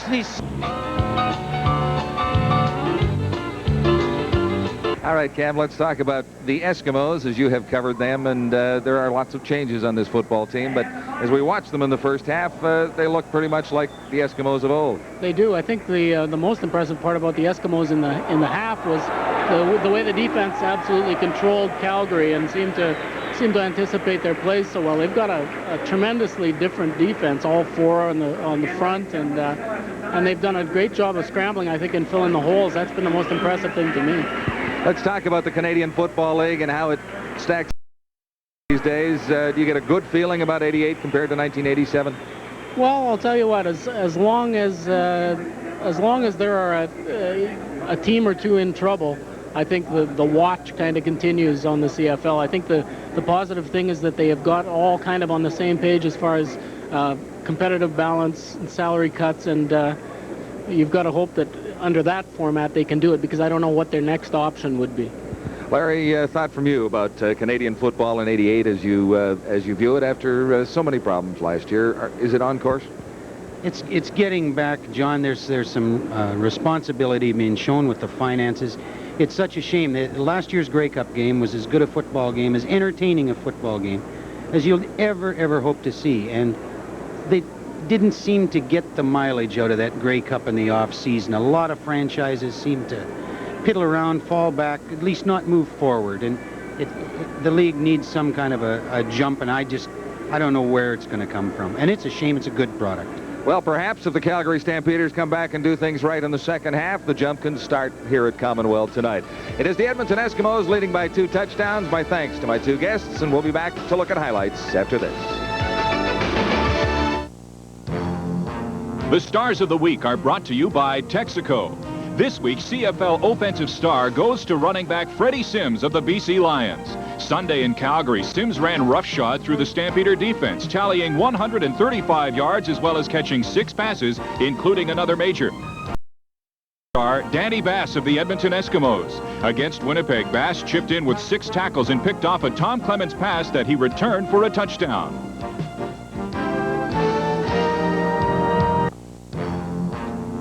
Once again, Freddie Sims of the BC Lions. And Danny Bass of the Edmonton Eskimos, the Stars of the Week. Watch our next CFL game for the Stars of the Week, brought to you by Texaco.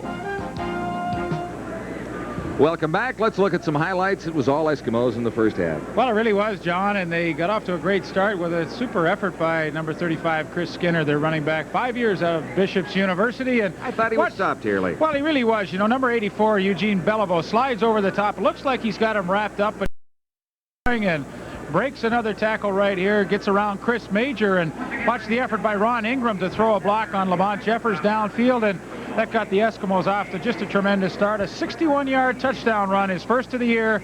Number 35, Chris Skinner. The Eskimos lead 7-0. Now, in a lot of ways, it could have been worse, but here's a big play for the Calgary Stampeders. Well, you and I talked at the close of the second quarter that the Stampeders were fortunate to only trail by 14 points. Could have been worse, as you mentioned.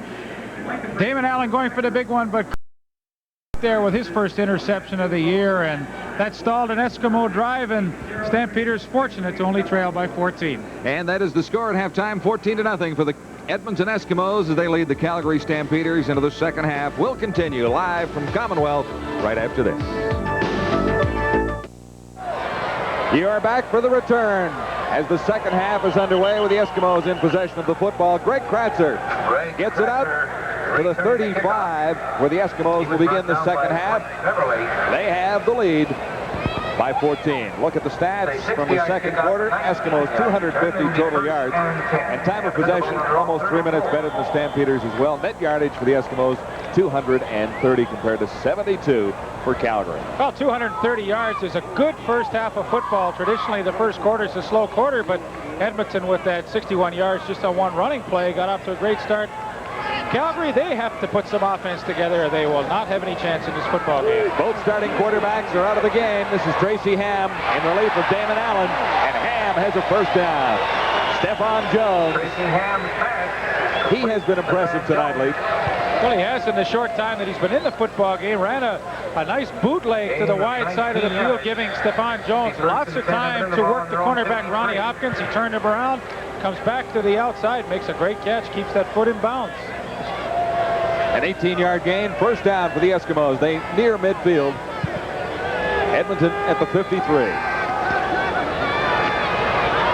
Tracy Ham out of the pocket, over the middle, and a great catch. Rick House high in the air to pull that one down. Another Eskimo first down. Rick House been around the Canadian Football League for 10 years. 6 of them with the Winnipeg Blue Bombers in his 4th season with Edmonton, and he goes high.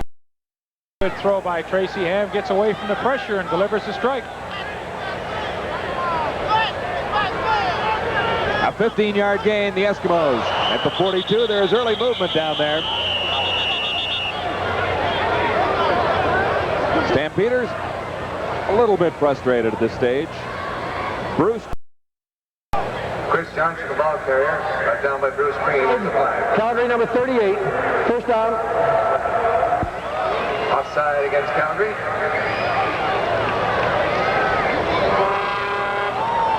It'll be 1st and 5 for the Eskimos. 1st and 5 situation now for the Eskimos. Penalties have hurt the Stampeders. Right there explains it pretty well. 5 for 45 compared to 3 for 15 against Edmonton. 1st and 5.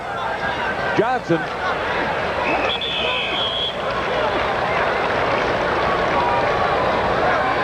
Chris Johnson with the ball, brought down by Harold Holman along with Bruce Green. There's Tracy Ham taking over from Damon Allen. First down and 1st and 10. Not a great deal of CFL experience. Well, we told you in the second quarter, only 36 passes attempted last season, and they obviously felt that Hugh Campbell and Joe Farragelli that Tracy Ham has the credentials to play in this league, or they wouldn't have dealt Matt Dunnigan away to the BC Lions. And here in the first game in 1988, he's getting a chance to perform. So far, he's been perfect. 2 for 2, 33 yards. Not bad. Second down, less than a yard. Ham gambles and wins. Spallettini, we told you about the Canadian running backs that the Eskimos employ. Chris Johnstone, Spallettini, Chris Skinner, and Blake Marshall. Brought down by Larry Holmes. Tony Spallettini, number 32 for the Eskimos, is a brother to Tom Spallettini, number 61 for the Stampeders. That's a good play on 2nd and short. Little play action, get the back out there one-on-one, and the flat with Larry Hogan. Tony Spallettini makes a nice catch, turns it upfield well. First down, Edmonton from the 25. Good fake by Ham, looking to the end zone. He is a little long. Stephon Jones couldn't catch up to it. Stephon Jones incomplete. Little miscommunication with the receivers downfield. That time, Stephon Jones and number 77, Ron Ingram, both running post patterns. They pretty much ended up in the same spot and no way to get the ball in there. I like that style, though. Play action on first down, try and freeze those linebackers and get the home run. He knows he's in field goal range now at the 25-yard line. He's going for more than 3, though, isn't he? Oh, yeah, but he knows he's got the 3, so try and get the big one. I like it. Has a strike and should have a first down, but there is a flag. And pass to Stephon Jones. Stopped by Ron Hopkins. Hopkins stopping Jones. The old pick play working there, Lee. I believe you're right, John. See how they call it here. Probably illegal. Illegal procedure. Edmonton, number 27. Second down repeated. Well, you could have called it both ways. Well, the jump on. He went out to try and pick Ronnie Hopkins away from the coverage on Stephon Jones. It'll be second down and 15. Second and 15. Calgary 30. Early in the third quarter, the Eskimos lead the Stampeders by 14.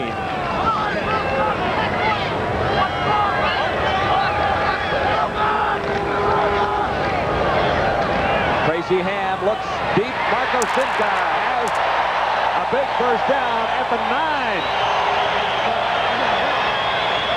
21-yard gain. Nice to see Marco Sincar emerging as a star receiver on this Eskimo team, Leaf. He has played for a lot of seasons, and he has played in the shadow of Tom Scott and Brian Kelly and Waddell Smith. And Rick House. Sure. Well, Marco's a good receiver. He's worked hard in his game in his 9-year career. I think he's just got the wind knocked out of him there, but give the Edmonton Eskimo offense credit, especially Tracy Ham. He recognized the fact that David McCreary was out of the lineup.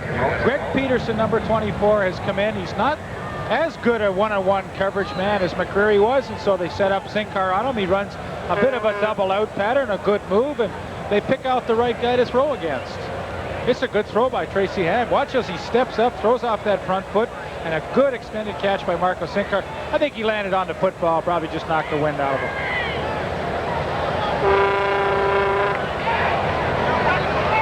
Good block on Quincy Williams. Boy, as you look back to last year's Grey Cup game against the Toronto Argonauts, I honestly believe it was Marco Sincar's touchdown reception that really turned that game around and got Edmonton some momentum. They were struggling, and then he came up with the big TD, and of course they never looked back. I think you're right, just winded. Sincar heads to the bench. Richards comes in, number 25.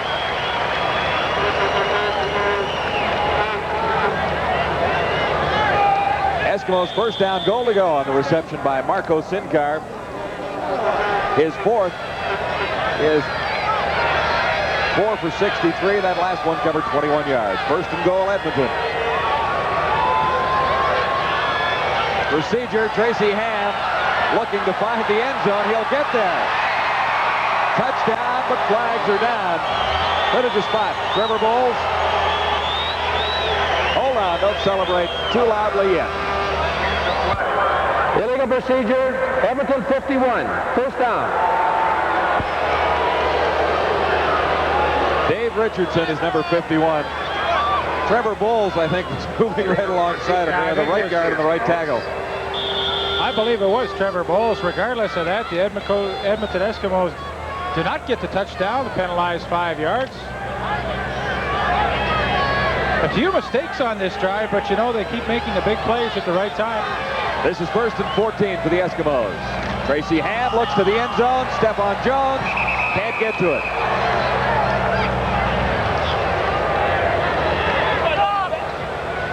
Chris Major covering. That was good coverage by Chris Major. You know, he just took the inside away from Stephon Jones, would not let him get inside, forced him wide, and by that time the ball was overthrown. The timing destroyed on the play. Well, on this drive, they've been coming up with second down conversions time after time. We'll see what Tracy Ham comes up with here. Seems to have a nice touch on the football when he releases Tracy Ham. He really does.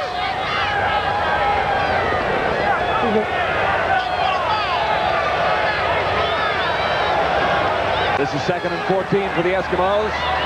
Ham goes to the end zone once more, and again he overthrows the receiver.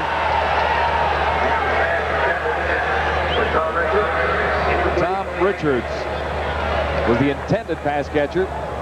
So Ham draws a blank, and Jerry Corrick will come in for the Eskimos. Good coverage that time by Greg Peterson. You know, we mentioned that he might be the guy that they would pick on, but that time, equal to the task, he wouldn't let Richards get inside him. And of course, that brings on Jerry Corrick. 2 or 3 on the evening. He was good from 48, missed from 44, and then had a chip shot from inside the 25. This from the 21. No good. So Corrick is back to 500. The Eskimos were a little worried about their field goal consistency with Jerry Corrick. Not to panic yet. It is 15-0 Edmonton.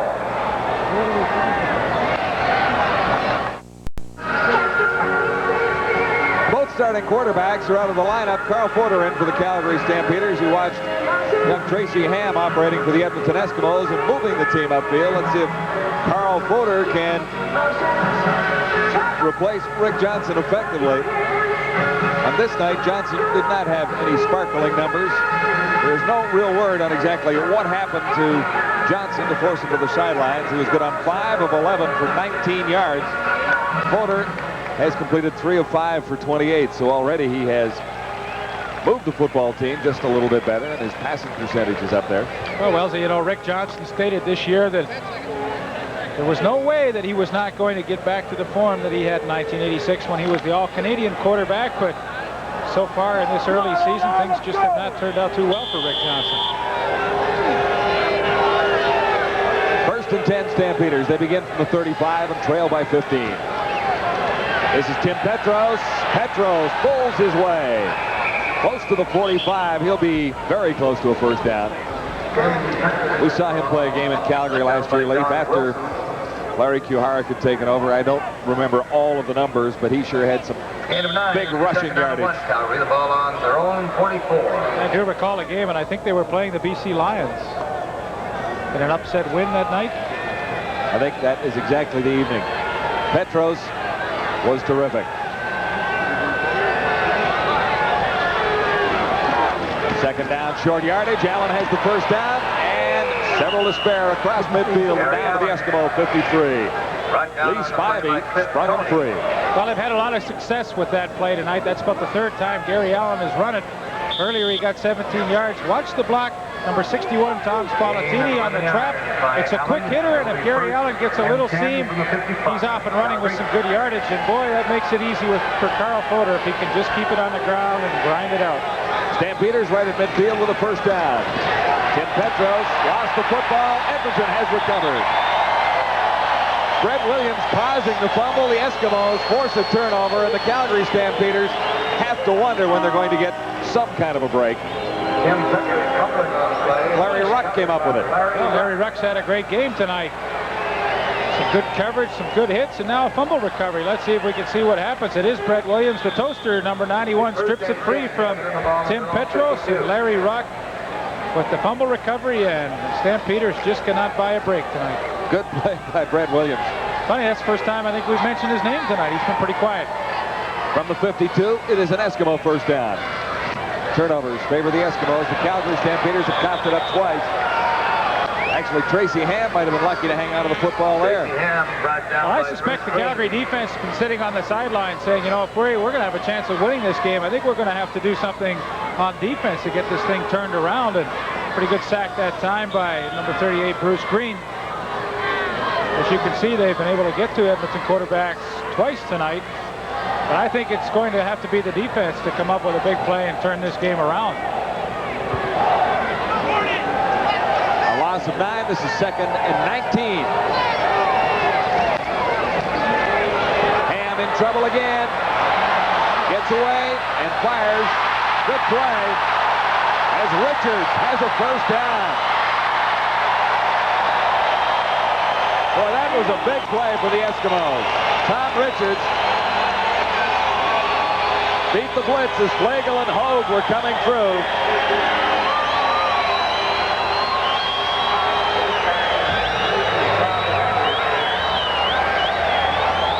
Well, Calgary just cannot buy a break tonight. You know, they got 2nd and long and kind of an unusual blitz where they bring 2 defensive backs, both Scott Flagel and Larry Hogue, as John Wells told you, but they simply turned Tom Richards free. I have to believe a bit of a mistake on that because it's so unusual to bring 2 defensive backs on a blitz, and Richards gets the big play with a 44-yard gain. Look where the Eskimos are now. At the 23 of the Calgary Stampeders. 7:50 to play, 3rd quarter. It is Edmonton leading 15-0. And the Eskimos threaten once more. Ham fires it through for Stephon Jones. Boy, talk about threading the needle. Yeah, Ronnie Hopkins must really wonder what he has to do. He's had some great coverage tonight, and every time he's all over Stefan Jones, he seems to still come up with a catch. But how many times tonight have the Eskimos on 2nd and long converted those plays? It just seems like every time they get in trouble, they're able to bail themselves out with a big play. Stefan Jones is down at the 20.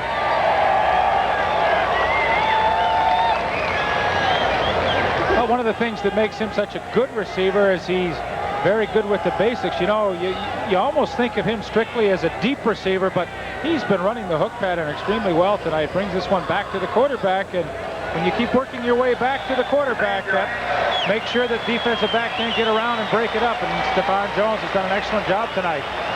Look at the numbers, 6 for 81. Well, I think he's a receiver that's really worked hard in training camp, because technically he was not that great at coming back and running those medium routes, the ins and the hooks, but tonight he's done a great job. Coach Faragalli was telling me yesterday he is learning to catch. Well, that's the thing, you know, he's a gifted athlete with that speed, and if you can put some moves and some technique into your game, it just makes you that much better. Eskimos without Jim Sandusky, the other wideout, who would be on the other side under normal circumstances. He should be back next week. Johnstone, there's not much for him that time. It was 2nd down, 3 to go. Rick Johnson with the ball. It's been a long night already for Coach Q Herrick. Down by Matt Finley. On with Quincy Williams. Both the first down. They'll measure to see just how close the Eskimos are.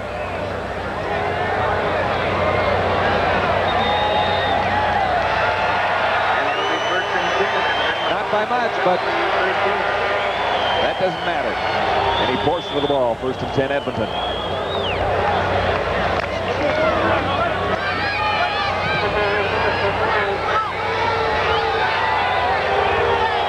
Eskimos are now inside the 15. A wide open end zone for Tracy Ham. He gets there. 13-yard touchdown. Tracy Ham has given the Eskimos a rather commanding lead.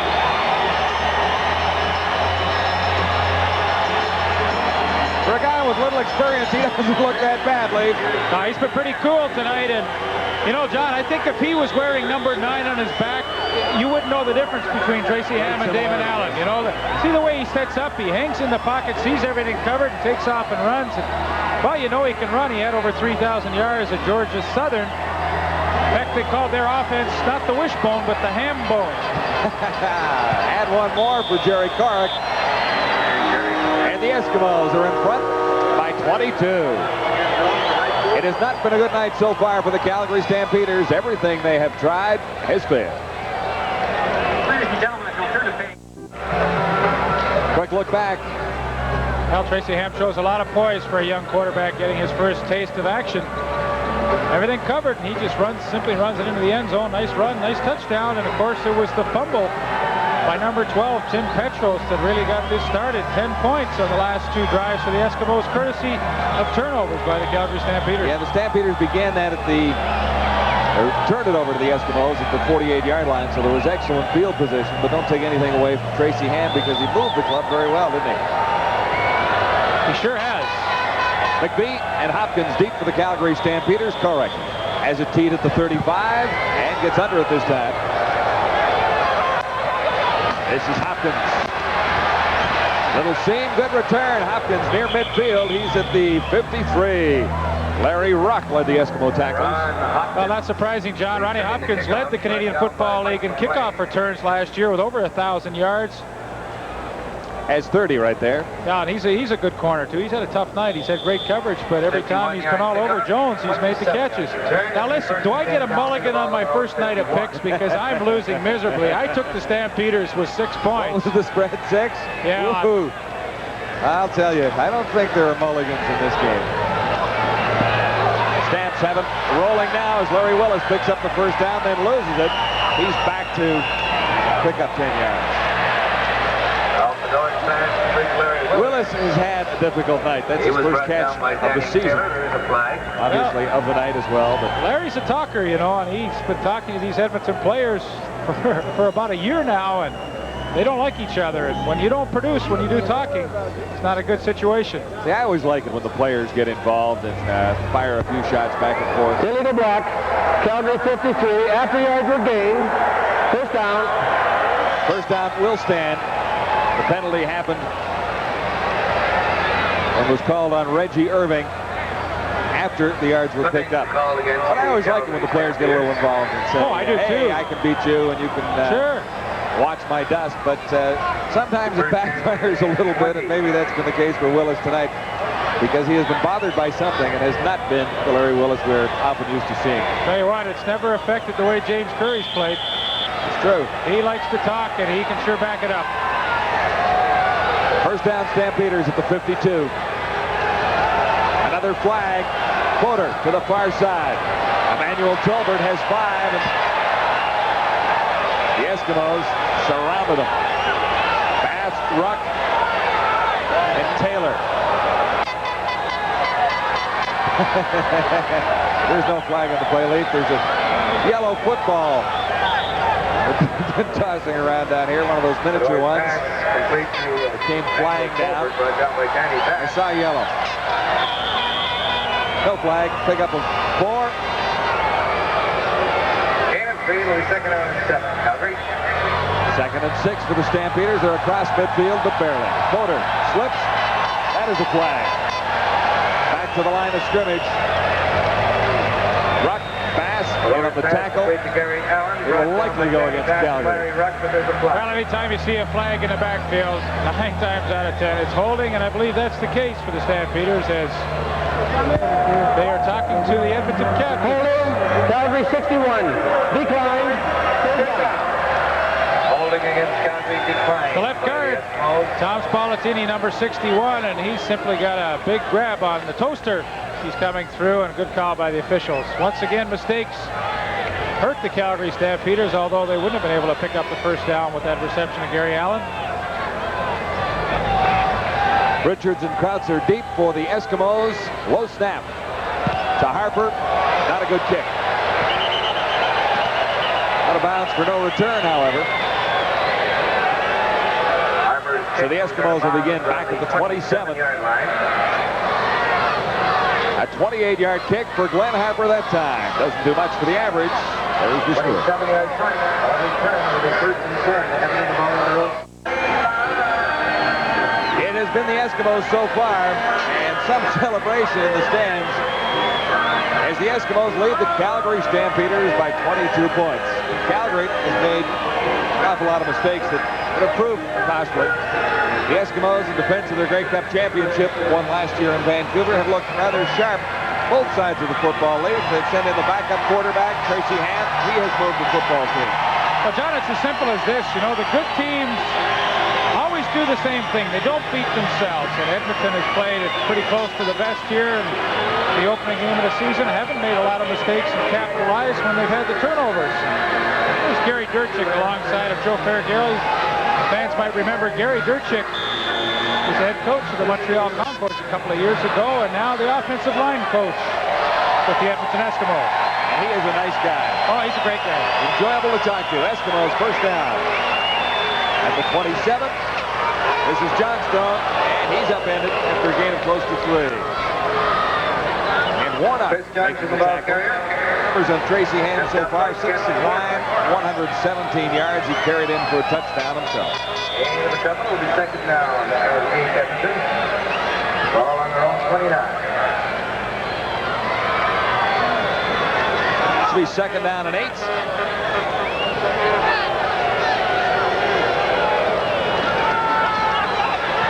Lots of time. Ingram makes the catch. Should have a first down, well, maybe a yard short. We'll see where they spot it. Ron Ingram. He was dropped by Chris Major. I believe that's Ron Ingram's first catch of the evening. He spent some time with the Hamilton Tiger Cats. In fact, played for Hamilton in both the 85 and 86 Grey Cup games, catching a touchdown in each game. Last year, only one game for the Hamilton Tiger Cats did he start. Signed as a free agent this year with Edmonton. He's got great speed. Currently holding on to the job that Sandusky will likely claim when he comes back. Johnstone stopped by Lamont Jeffers. Ken Warnick.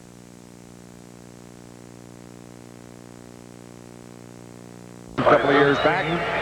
He's a good size, 6'7", 270 pounds. Decided he would try his luck with the Pittsburgh Steelers when he graduated from the University of Calgary. Could not make their club, came back, actually was a first-round draft choice of the Stampeders in 1986, and now getting a chance to get some playing time. Second down, a little better than 10 to go for the Eskimos. Pressure on hand from Green. He got it away to Johnstone, but there is nowhere for him to go. He lost yards. That was a great play by number 38, Bruce Green. You know, instead of really trying to go full out to try and get the sack, he just made sure that Tracy Ham couldn't get around him and get to the outside. And that forced Tracy Ham to step up and just throw the short pass where he knew the rest of his defensive teammates were going to make the play and keep them short of a first down. So Korik will kick it away for the Eskimos with Edmonton leading 22-0. Close to the 3-minute mark at the third quarter. Eskimos a little short of talent out there as they send in Dave Richardson, number 51. Well, Dave's getting a nice start. He's had a couple of penalties, late for the special team. Too much time. A flag goes down on Richardson. This is Gary Allen. Whoa, slid right into the arms of Blake Marshall. Gary Allen returning. Marshall almost caught him, Lee. Right down by Blake Marshall, but there's a flag. Blake Marshall Line of scrimmage. doing what he can on the special teams. He will not probably see a lot of playing time at the running back position this year as we hear the call. It is a legal substitution.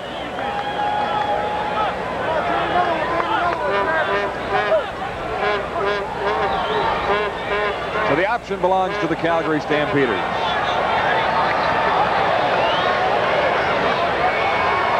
Illegal substitution. Edmonton 5-1. Third down.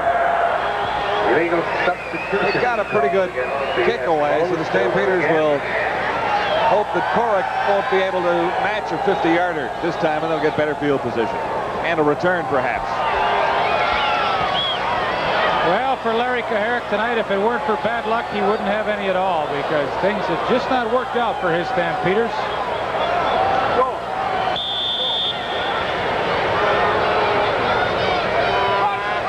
Korik back at the 10-yard line with the penalty tacked on.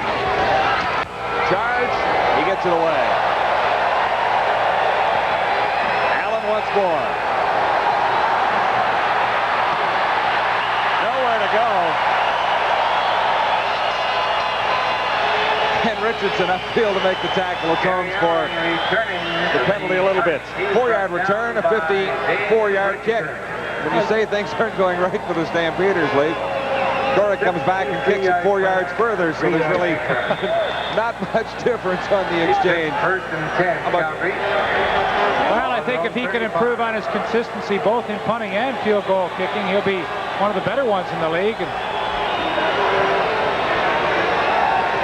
Stampeders actually pick up 10 on the exchange by forcing the Eskimos to kick it over again. Fodor goes deep, and Allen can't run underneath it. well, it's the matchup they wanted to have. Gary Allen against Larry Ruck. Unfortunately, Carl Fodor could not feather that ball in. That's the kind of pass that you've really got to put some air time on and let your receiver run underneath it. Nice, soft, long pass.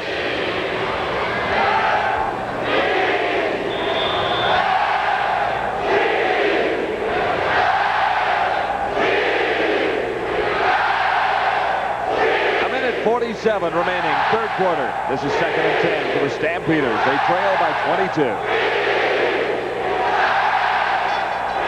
Back in a hurry to the sidelines, underthrown. Fodor was also down. Willis was incomplete. Brian Warren was through to put a little pressure on Mr. Fodor that time. Yeah, he really did. You know, they only came with a 4-man rush, and when you've got 5 men offensive line blocking, you figure you should be able to hand them. But Brian Warren and Gary Columbus, the newcomer, did a stunt, and he was right in the face of Carl Fodor, and he could not complete that pass. Richards and Kratzer deep for the Eskimos on a 3rd down kick. This is Kratzer. Stampeders special teams have been playing pretty close lately. Carp led the way. 47-yard kick, no return. 47-yard punt. No return. Well, there's a look at Scott Flago playing the middle safety for the Calgary Stampeders. All the fans across the CFL certainly know of his abilities. 7 years in the Canadian Football League, and of course he's first with the Calgary Stampeders. Shanley winner, top Canadian, free agent from Winnipeg to Calgary. Tracy Ham on first down. You know, there haven't been too many free agent signings in the last 3 years, John, and Calgary decided they would go out and make, I guess, an exception. Well, they got a good player, and he should help the defense in the long run. They can play Flago back there and make some other adjustments. Defense has been, I guess, the strong suit for the Stampeders without question so far tonight, but they can't hold on forever out there if the offense doesn't move the football a little bit.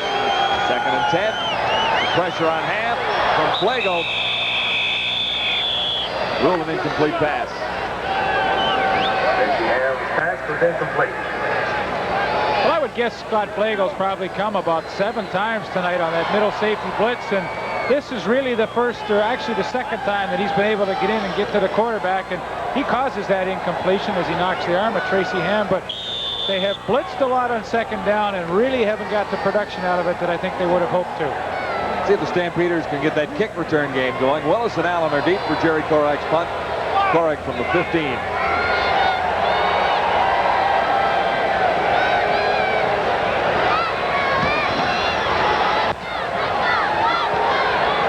It'll go to Gary Allen at the 40. Flag is down. Allen has some room. Up to the 48. McLean in on the tackle. Gary Allen returning the punt. Brought down by Dave Ewell getting the penalty call. Along with Danny Bass. There is a flag. 43-yard punt and 1-yard return. Tipping, Calgary, first down. Boy, oh boy. Time and time, the Calgary Stampeders tonight have just shot themselves in the foot. A good punt return by Gary Allen, wiped out. Blake Dermott being attended to by Ken Lowe, the Eskimo athletic therapist. Well, Wellesley, you've got a nice weekend coming up. You'll be at the wedding of the great one. Well, yeah, I'm very happy about that. As a matter of fact, Ken Lowe is going to. He's Kevin's brother, so he'll be at the wedding. It is the social event of the season in Edmonton, and maybe the century. And you're still going even though I wasn't invited? Well, I wanted to take you, but I brought my bride along, so she wants to go in your place. And she's much better looking than I am, so I don't blame you for that. Have a nice time. Thank you very much. I think it's going to be terrific fun, and they certainly are talking about it here, aren't they? Absolutely. Wayne Gretzky and Janet Jones on Saturday. Almost picked off. Stanley Blair. Blair did a premature retirement at the beginning of this football season. The pressure came from Williams. Blair is back to knock that one down, and it is the Eskimos in front by a bunch at 3/4 time. Numbers don't lie. 3/4 statistics show that the Eskimos have 361 yards net offense compared to 107. Turnovers have been costly, and first downs, the Eskimos with 20 compared to 6 for Calgary. There's a Stampeder first down, and Petros is going nowhere. Make that 2nd down. 2nd and 10. Columbus with the tackle. And here's how it's happened by quarters in the scoring departments. 7, 7, 8. Calgary has not been able to do very much, but a break even starting the second half, and they would have been right back in the ballgame. Kratzer and Richards deep for this punt by Glenn Harper. It is Kratzer at the 50 across midfield, and the Eskimos once more get excellent field position. Ray Kratzer returning the punt. Kratzer hasn't looked too much out of place. He's a pretty good return guy. Got nice soft hands when he's catching those punts, and you know it's a great way to learn. He gets a little action returning punts, gets the feel of playing in the Canadian Football League, and then when his time comes to get some work at that slot back position, he'll feel a lot more comfortable about being an Edmonton Eskimo. You know, we saw the end of the third quarter statistics. Calgary only 44 total yards of offense in the third quarter, and boy, they have struggled tonight. Tracy Ham has done well for the Eskimos. He has engineered a couple of drives. Another flag. Procedure call.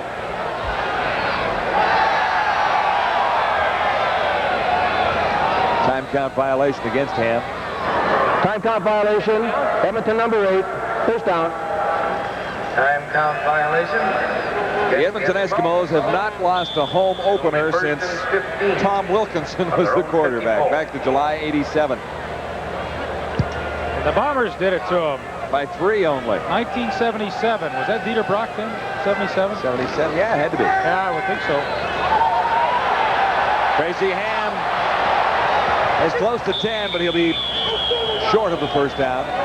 And Wellesley, you know what? He made a smart play there. He could have maybe taken on a tackler, tried to get a few more extra yards, but he knows Damon Allen's hurt and he's out of the game, and they're down to one quarterback, so he just takes that move and goes to the sidelines, gets out of bounds, save a little wear and tear on the body, and that's a pretty intelligent move.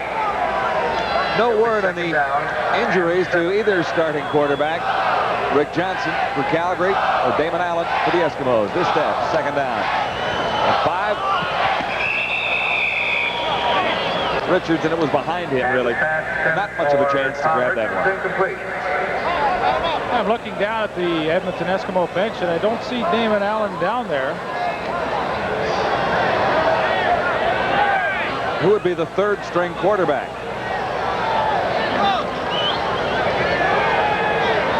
Vavra is the third string, but not dressed tonight. I mean, he's on reserve. My guess would be Rickhouse. Early in the fourth, it is the Eskimos leading Calgary 22-0. Korek will kick it away to Allen or Larry Willis. Good kick. A boomer. Willis back. Might as well give up one. There was nowhere to go for Larry Willis as Korek booms a 53-yard single and adds one more to the Eskimo total. It is now 23-0. Edmonton in front of Calgary. Pretty happy night for Papa Joe. He really introduced an awful lot to Canadian football back in those years when the Eskimos were dominating so completely and winning 5 in a row. It was really Barrigelli's offense that Hugh Campbell was putting into effect. The dual slot backs that really became the pattern in Canadian football. Well, they had Tommy Scott in those days, and they tailored the offense around some of those fellows. Tommy Scott, Brian Kelly, Waddell Smith. Boy, he was fast, wasn't he? Yeah. I played with him in Hamilton for a while, you know, and he was not only fast, he was a great guy, too. He tried his luck down in the National Football League, I believe, with Los Angeles, and never quite made it with them. Waddell was a streaker for the Eskimos. He could really move that football. There's MacArthur Lane, you can see in the background there. We should have mentioned him. An assistant coach for Larry Kuharek. Former great running back with the St. Louis Cardinals. A little for Green Bay, too, as well. And Kuharek, MacArthur Lane were together with the Oakland Invaders of the Upstart Football League a couple of years back. Pressure on Fodor. Petros comes back. He might well have dropped it. He lost yardage. It was Gary Columbus.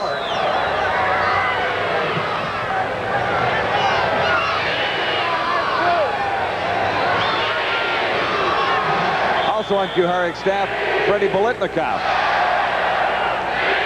Got a few for the Oakland Raiders back in John Madden's day. Oh, he was something else, you know. And I saw him when he played with the Montreal Alouettes at the end of his career. Not the fastest guy, but he sure knew how to work a defensive back. 2nd and 17. Fodor in trouble once more. Away from it. And finds Toner for a first down. Now, Toner has 3 catches on the night. All have been pretty good ones. And gotten the Stampeders out of trouble. Well, he's an interesting story from the University of Saskatchewan. He was never drafted in the Canadian Football League and sent letters to all the teams. There was Bud Riley, who was the director of player personnel at that time for the Calgary Stampeders, that said, you know, we ought to take a look at this kid. He was an all-star in university play, and they brought him in, and he's made this club. He's been with them now for 3 years, and 3 catches tonight. More trouble for Fodor. He is down. Sacked. Brett Williams followed up on Ron Howard. The Toaster is back. Yeah, he is. Kind of a transition year for him last year, going to the BC Lions, and he didn't really get to play his style of football with the Lions in their defensive scheme last year. The Eskimos think they can use him a little bit differently, and we'll see the Toaster perhaps a little more dominant as he was in his days with the Montreal Alouettes. Well, in 1986, he was an All-Canadian Shenley Award candidate. Second and a bunch, 2nd and 21.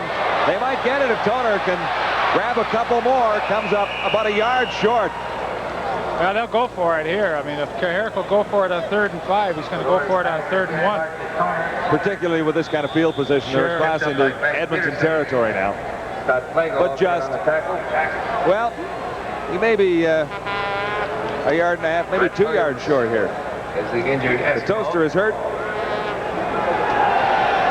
Well, we wondered who the 3rd-string quarterback might be for the Edmonton Eskimos, and our producer, Gordy Cutler, informs me that it would be Stephon Jones. And why not? He's got lots of talent, probably got a good arm. Probably played quarterback at some point in his career, whether it be high school or university. All receivers have played quarterback at one time.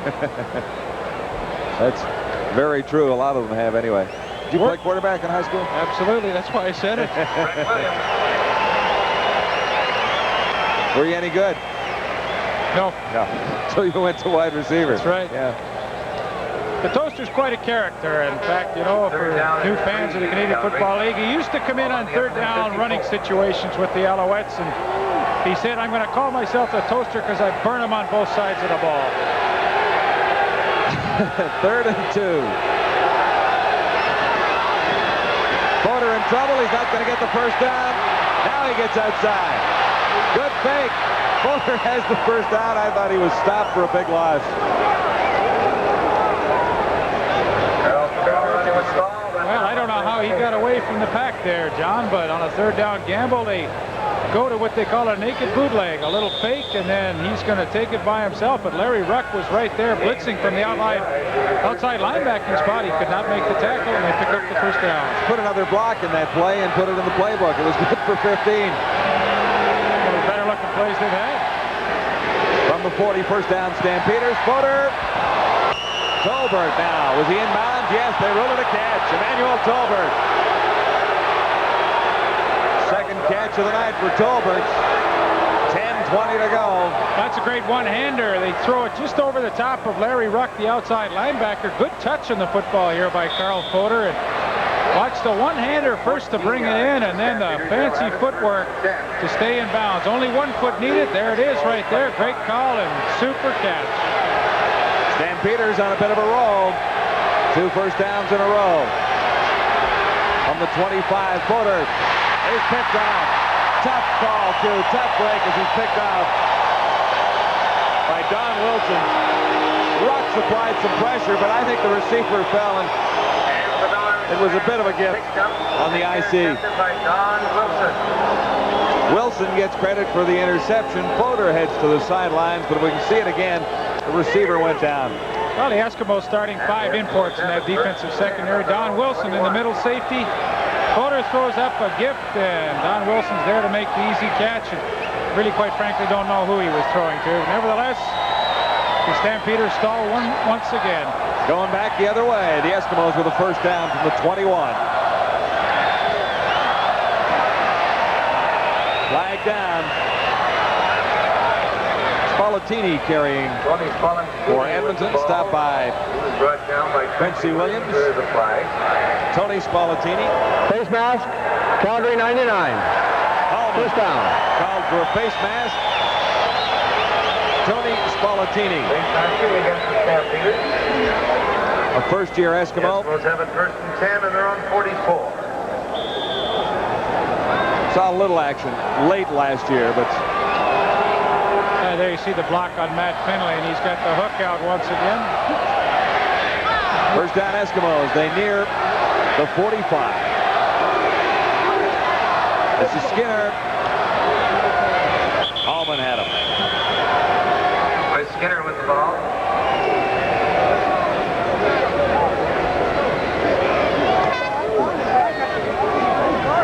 Francie Williams and Harold Paul. 9:06 to play.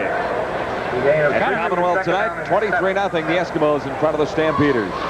And of course, nice for a young quarterback with a 23-point lead to be able to just hand off that football, not take any chances, and have a good running back like Chris Skinner to carry it for you. Tracy Ham over the middle. Rick House, another catch. In front of Hogue that time, number 14, Larry Hogue. Brought down by Larry Hogue. Eskimos really had some success with that little dump pass over the middle. You know, if those defensive safeties, the inside safeties, just lay off too far, both Tracy Ham and Damon Allen tonight have been able to dump it off. And Tom Richards, Rick House, and Marco Sincar have all come up with some pretty good catches on that play tonight. Another Eskimo first down. Spallettini. He gets up ahead of Steve. Pache opened the door. Well, Big Heck Pache's been around for 11 years, number 63, and he turned out number 75, Stu Laird, the defensive end. Blake Dermott, the left guard, also did a good job, and a nice big hole for Chris Skinner to go through. Watch the turnout block, Heck Pache, and Wellesley, you could have run the ball through there. Tony Spallettini. Was it Spallettini? It was Spallettini, yes. Johnstone, Spallettini, Marshall, and Skinner, 4 pretty good Canadian running backs. Spallettini again. Coach Gary Dirchuk said he would use all 4 backs, and they've all seen some action tonight. Well, the Calgary Stampeders finally get a break as they recover that fumble, but who knows, with only 7 minutes, 32 seconds remaining, they can take advantage of it. The Eskimos lead by a bunch. It is 23-0 at Commonwealth.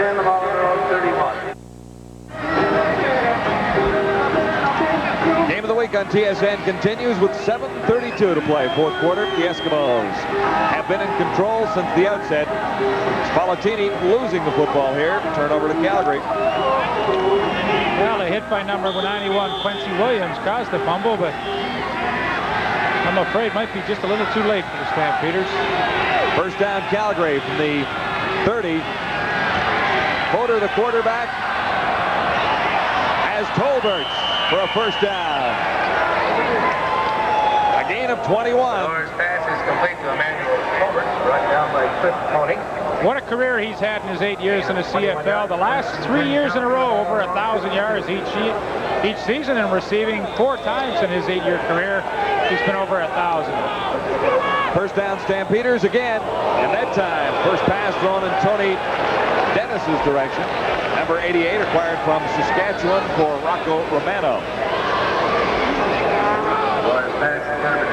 John, I honestly believe that this is probably one of the problems that the Stampeders are going to have. Like, Tony Dennis is a pretty good receiver, but, you know, as a wide receiver, he's not a real threat out there. They have Marshall Toner and Dennis on one side, and Larry Willis and Tolbert on the other side. So you get all your guns on one side, and pretty easy to defense a kind of offense like that, I believe. Second and 10, Fodor, some pressure. Marshall Toner has a chance for a first down, comes close. I thought he might have made it without a little bit of hesitation there, but they'll be close. Down by Brian Warren. Less than a yard to go. 3rd and 1. It's a good play with all that pressure coming with the blitz. Marshall Toner's made some pretty good catches tonight. We mentioned earlier he's gotten the Stampeders out of trouble a couple of times. 3rd and 1, he throws, intercepted. Fodor intercepted by Schaefer. Oh, I think he'd take the first down along the ground and then go to the air, no? Well, I agree with you, John. It's pretty much the way the whole evening's gone for the Stampeders. Schaefer has the interception. The Eskimos have the ball. 4th turnover by the Calgary Stampeders. I would cease from the smoking, and for Ham is the Eskimo quarterback in relief of Damon Allen, who went out in the first half. Ham has moved this football team. My wife and I are going to make good on this. They're similar styles, and they have given major headaches, both the Eskimo quarterbacks, to Larry Kuharek, who has had to go to his backup, Carl Fodor. Yeah, tough situation for Carl Fodor. You know, you're trailing by so many late in the game, and you don't like to force a football in there, but really at this stage he had no choice. I mean, I agree with you. They should have run on third down to try and pick it up, but he's got to take some chances. We talked about MacArthur Lane, and there he is off to our left of Larry Kuharek. Coaches the running backs for the Stampeders now. I think he's taking some aspirin. Maybe a bit of a headache tonight. 1st and 10 Eskimos. Across the 45 at the 46. Good fake by Ham. Looks to the far side. Richards. Good catch. Ham pass is complete to Tom Richards. John, one of the great features of the Edmonton Eskimos is their ability to bring young guys along slowly. Now, Tom Richards, now in his 3rd season from the University of Alberta, starting to learn more and more about the offensive scheme every year, getting a chance to play, and a great catch he makes. And he's going to be an all-star receiver in this league. You watch. Gain of 12, another first down for the Eskimos. They keep it on the ground this time. That is Tony Spallettini, number 32. It's a tough backfield to memorize there for the Eskimos.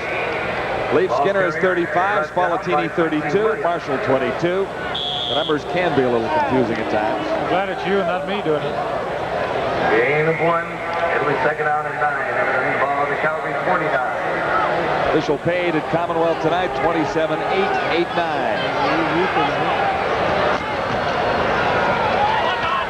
Ham has a receiver and another first down. Stephen Jones. What amazes me, John, is how good the timing has been between quarterback and receiver tonight for Edmonton. Damon Allen, when he was in there, his timing was right on. Now that Tracy Ham has taken over, his timing is absolutely right on. When those receivers are making the breaks, the ball is on the way, and they're making the catches. I'm really impressed with how they've worked in training camp and preseason to get themselves ready. Stephen Jones over 7 catches, almost 100 yards. He's at 99. This is Skinner. Skinner with the ball, brought down by Stu Laird. Kevin Powell is in the game along the offensive line. The Eskimos have done something a little innovative in one sense here too, Leaf. They've got a couple of veterans listed as backups along the offensive line. Kevin Powell, obtained from Ottawa, and Bill Stevenson, the 13-year veteran, began the game in a backup role, and the youngsters have been playing, or at least started the game. Wide open. Ingram.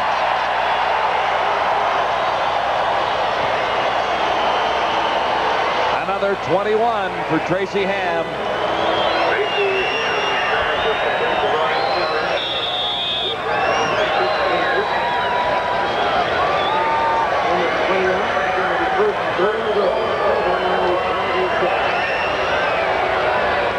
Tracy Ham's numbers, 12 of 17, 195 yards. Looks for the end zone once more. Jones can't quite bring it down. Good drive. Well, that was a great throw by Tracy Ham. When you get that bump and run down the end zone, what you want to do is throw the ball with lots of air time at it and throw it to the corner and let your receiver go and get it. That's exactly what they did. Watch the separation now with Stephon Jones and Ronnie Hopkins. And he makes a good attempt to get it. It's a tough catch, but, you know, I kind of thought he'd come up with it. You would have had it 71, wouldn't you? I wouldn't have been that fast getting there. I might have caught it, but it might have taken a little longer. They would have thrown a flag on you, is what you're saying. 2nd and goal from the 5. Ham looks to the end zone once more. Now the pressure comes from Calgary. Into the end zone, and the receiver sliding on a soggy surface down there. Sinclair couldn't bring it in.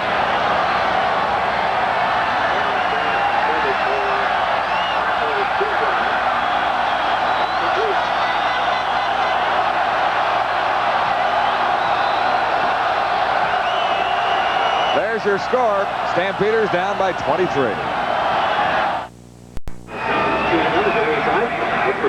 Eskimos come up a little short on that touchdown drive and will rely on Jerry Corrick now.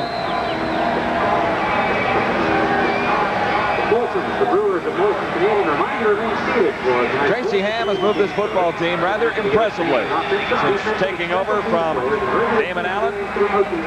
Eskimos haven't really overwhelmed in a lot of ways. I mean, there's been a lot of chances the Calgary Stampeders had to get back into this ball game. But I think they've run out of time now with 2:44 left.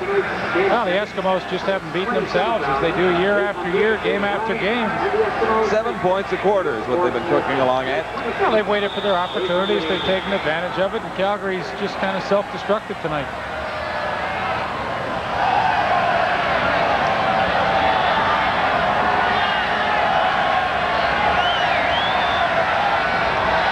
From 13 yards away, Corrick, no doubt about it.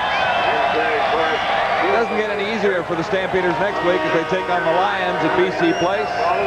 On Friday, Eskimos' next game against Saskatchewan. Johnson, so optimistic at the beginning of this game.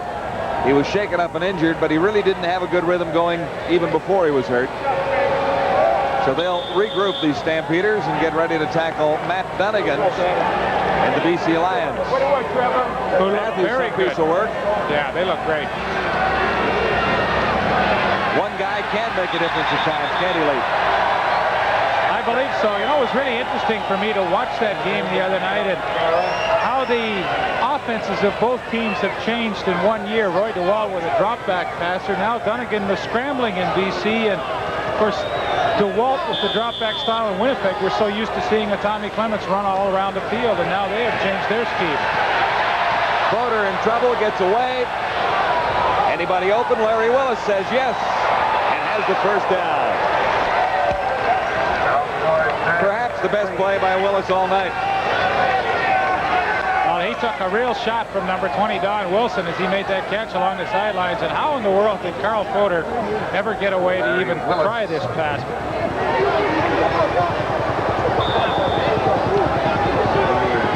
Driven out of bounds by Don Wilson. Gain of 47-yard gain. Hasn't been a fun night for Larry Willis.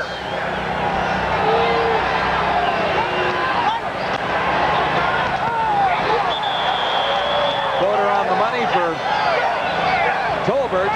Wilson was right there. Daniel Tolbert, down by Don Wilson. A gain of 1. Gain of 1. Real hit by Don Wilson coming up. He's got Emmanuel Tolbert in his sights, and he makes no mistake. 6'2", 190 pounds is Don Wilson, so he can More pressure for Floater, and he's down. Lost the football. It's a live ball, the Eskimos. And one more.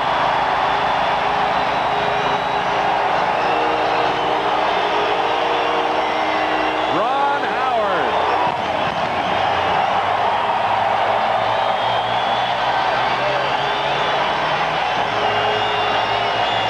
Nothing to smile about.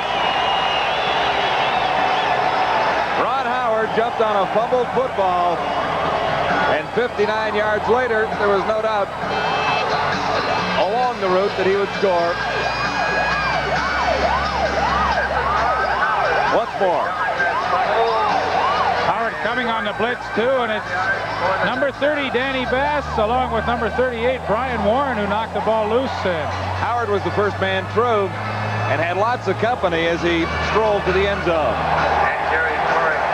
1:47 left. And the Stampeders are finished for this night at Commonwealth Stadium. And there is a stampede to get out of here. The fans know that one's over. There's another look at Ronnie Howard. Played all 18 games. A defensive back for the Eskimos last year, and he gets a freebie there for his first touchdown of the season. The 5th turnover by the Calgary Stampeders tonight. 5th turnover. You can't give up that many, and you have to get some first downs as well, and the Stampeders have not been able to do that. You know, I think when we look back at this game, you know, you really can't say that the Edmonton Eskimos really overwhelmed the Stampeders. It's just the Stampeders self-destructed all the time. 7 or 8 points a quarter lead was all they've really put together. They've been consistent and moved the football, but 32 points, 33 points. sometimes 33 is not enough to win in this league. One was enough tonight.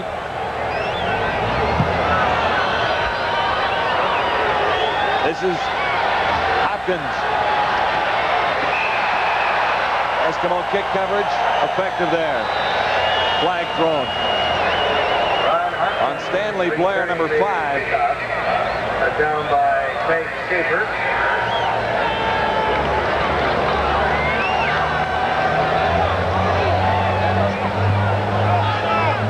Minute 44 to go. Fourth quarter. Later this week in Canadian football, Saskatchewan at Ottawa. Tomorrow in Ottawa. Who did you pick there, Lee? You went with Ottawa on a 3-point. Don Neville-Smith, our infamous odds maker, has made the Ottawa Rough Riders 3-point favorites, and I went along with him on that one. Of course, Saturday night in Hamilton, the opener between the Toronto Argonauts and the Hamilton Tiger Cats. Toronto a 7.5-point favorite in that game. The big question mark, I guess, for the Ticats this year is, can they stop anybody with their defense? Tony Spallettini is the Eskimo being attended to by Ken Lowe. There's Joe Farragelli, a happy guy tonight. Eskimos win the season opener one more time. Hugh Herrick looks ahead to next week in the BC Lions and Matt Dunnigan. Yeah, Larry will not have much of a sense of humor this week after this game. He does not like to lose, and I think would like to have seen his team get off to a much better start to the season. They play these guys 4 more times.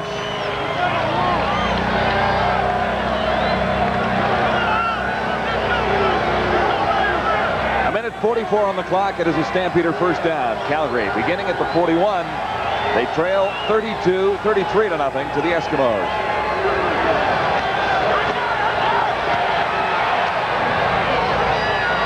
Tolbert short of a first down. He's dropped at the 50.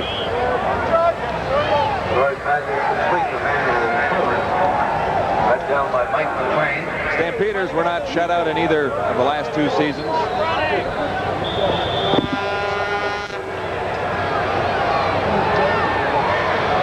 Voter for Allen. First down, Calgary. A minute 29 to play. Down by Danny Bass. 7 yards, got the first down, the first and 10 Calgary. All of the Edmonton 53.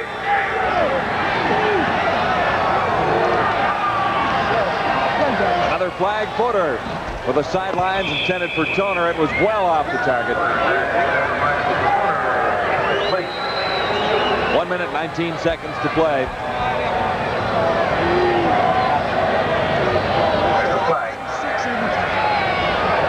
Eskimos are offside. Offside, Edmonton 96. First down. Offside against the Eskimos. Alex Carter. First down and 5, Calgary. All on the Edmonton 48.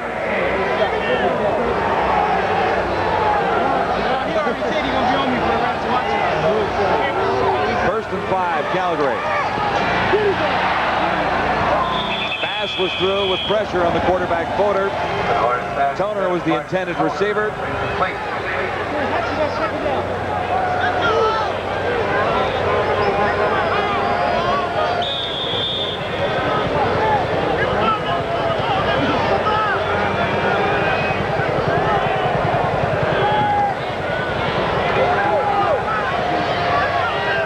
It's a 2nd and 5, Calgary.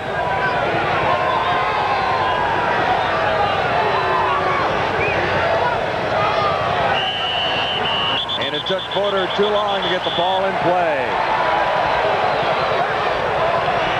Time count violation. Calgary, number 11. Time count violation against the Stampeders. Lee Pedersen is on his way down to talk to the stars of this game. We'll try and round up Tracy Ham, Stephon Jones.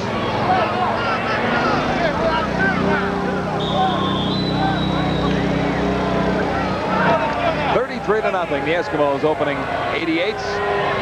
Boy, they ended up in 87 with a victory. That was the Grey Cup win over the Argonauts in Vancouver. Voter, nice pass. Right to 2 Eskimos. Don Wilson had a shot at the IC. away by Don Wilson. He had one earlier. Steve Benjamin was also back there. There were no Stampeders anywhere in the vicinity. And it goes down as a turnover. That is number 6 for the Stampeders. Turnover on down. 1 minute, 9 seconds to play.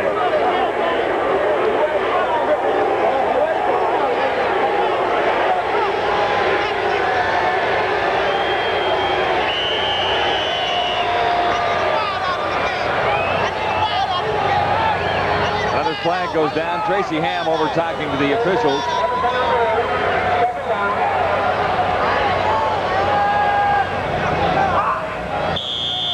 Ingram, number 77, was not on the game. Was not on the field. So Ham took the penalty. It was second down.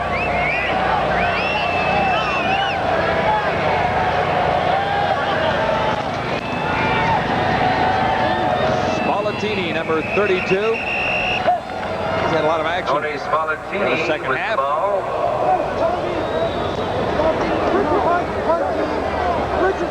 Spallettini healthy?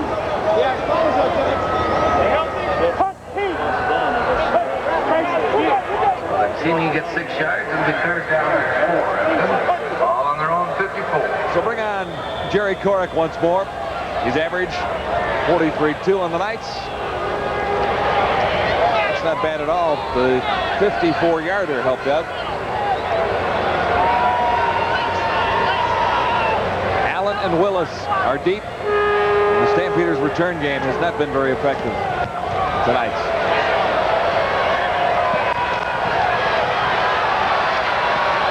Nowhere to go that time for Gary Allen. A 43-yard kick. Corrick is right on average. Last time the Edmonton Eskimos shut out the Calgary Stampeders, Normie Kwong was likely playing. It was 1956. September 22nd, 1956. And it was worse that night, Calgary fans. 52-0.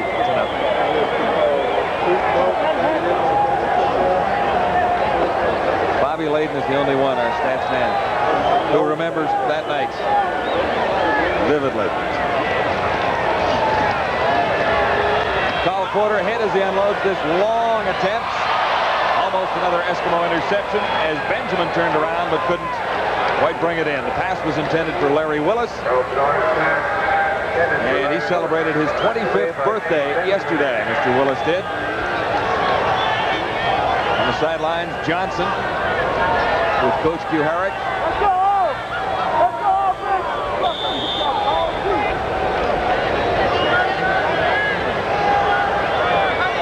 Second down and 10. Stampeders back at the 20. And they want to get out of here. 27 seconds left on the clock. This is Tim Petros. This play worked well early, but not often enough. He's close to a first down.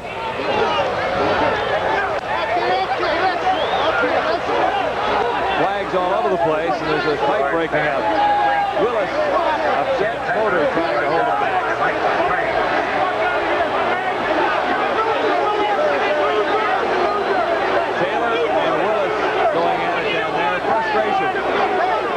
The Stampeders, no doubt.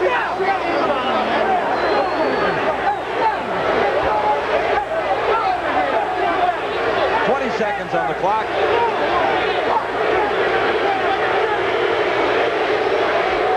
Gives Eskimo fans just a little more of a chance to rub things in. It has not been a night to be a player for Calgary.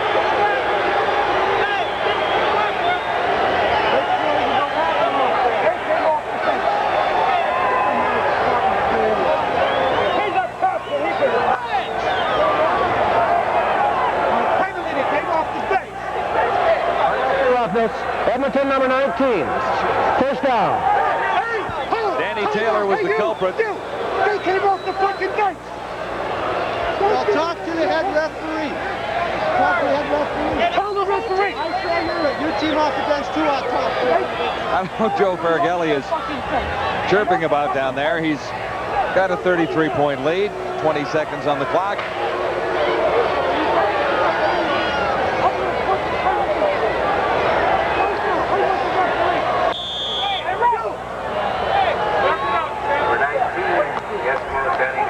Leaf, I don't know. Can you hear me down there?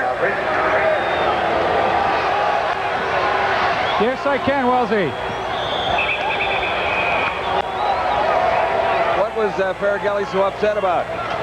I'm not sure. There's too many big guys down here in front of me, John. I couldn't really see. I think he's probably thinking, let's try and keep things under control. We've got to play Calgary 4 more times. We know the teams don't like each other, but let's just get this one over. Get in the locker room and get it over. This has been a long final minute. It really has. 16 seconds remaining.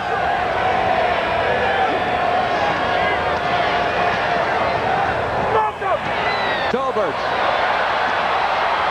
Good play for Emmanuel Tolbert to get inside the 40. Schaefer missed him. Craig Schaefer, number 43. 8 seconds remain. And the Stampeders avoid the shutout. Gain of 26 yards. 26-yard pickup. Brett Williams is And the Toasters hurt number 91, Brett Williams. He's been down a time or two tonight. This looks like perhaps a knee problem, though, that will be a lot more serious than the earlier injury he suffered.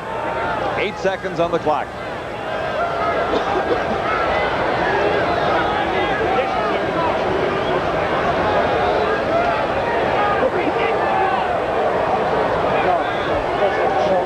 Well, Papa Joe has his first victory of the '88 season. Leaf, this has become more his team than it was a year ago. He had a chance to mold it a little bit in the offseason. He certainly added some new players. But really, last year, it was pretty well Jack Parker's team that went to the Grey Cup. Well, John, I think it's really characteristic of the Edmonton Eskimo teams in the last 15 years. They always have a pretty easygoing bunch of guys here, along with their head coach. You know, you look at Hugh Campbell and a Jackie Parker and now a Joe Faragelli. All really the same kind of guy in coaching philosophy. Easygoing, easy on the players, and all the guys really like to produce for them. Last play of the game. Serving Lethbridge on Channel 10 Cable 9, we're CBC Television in Calgary.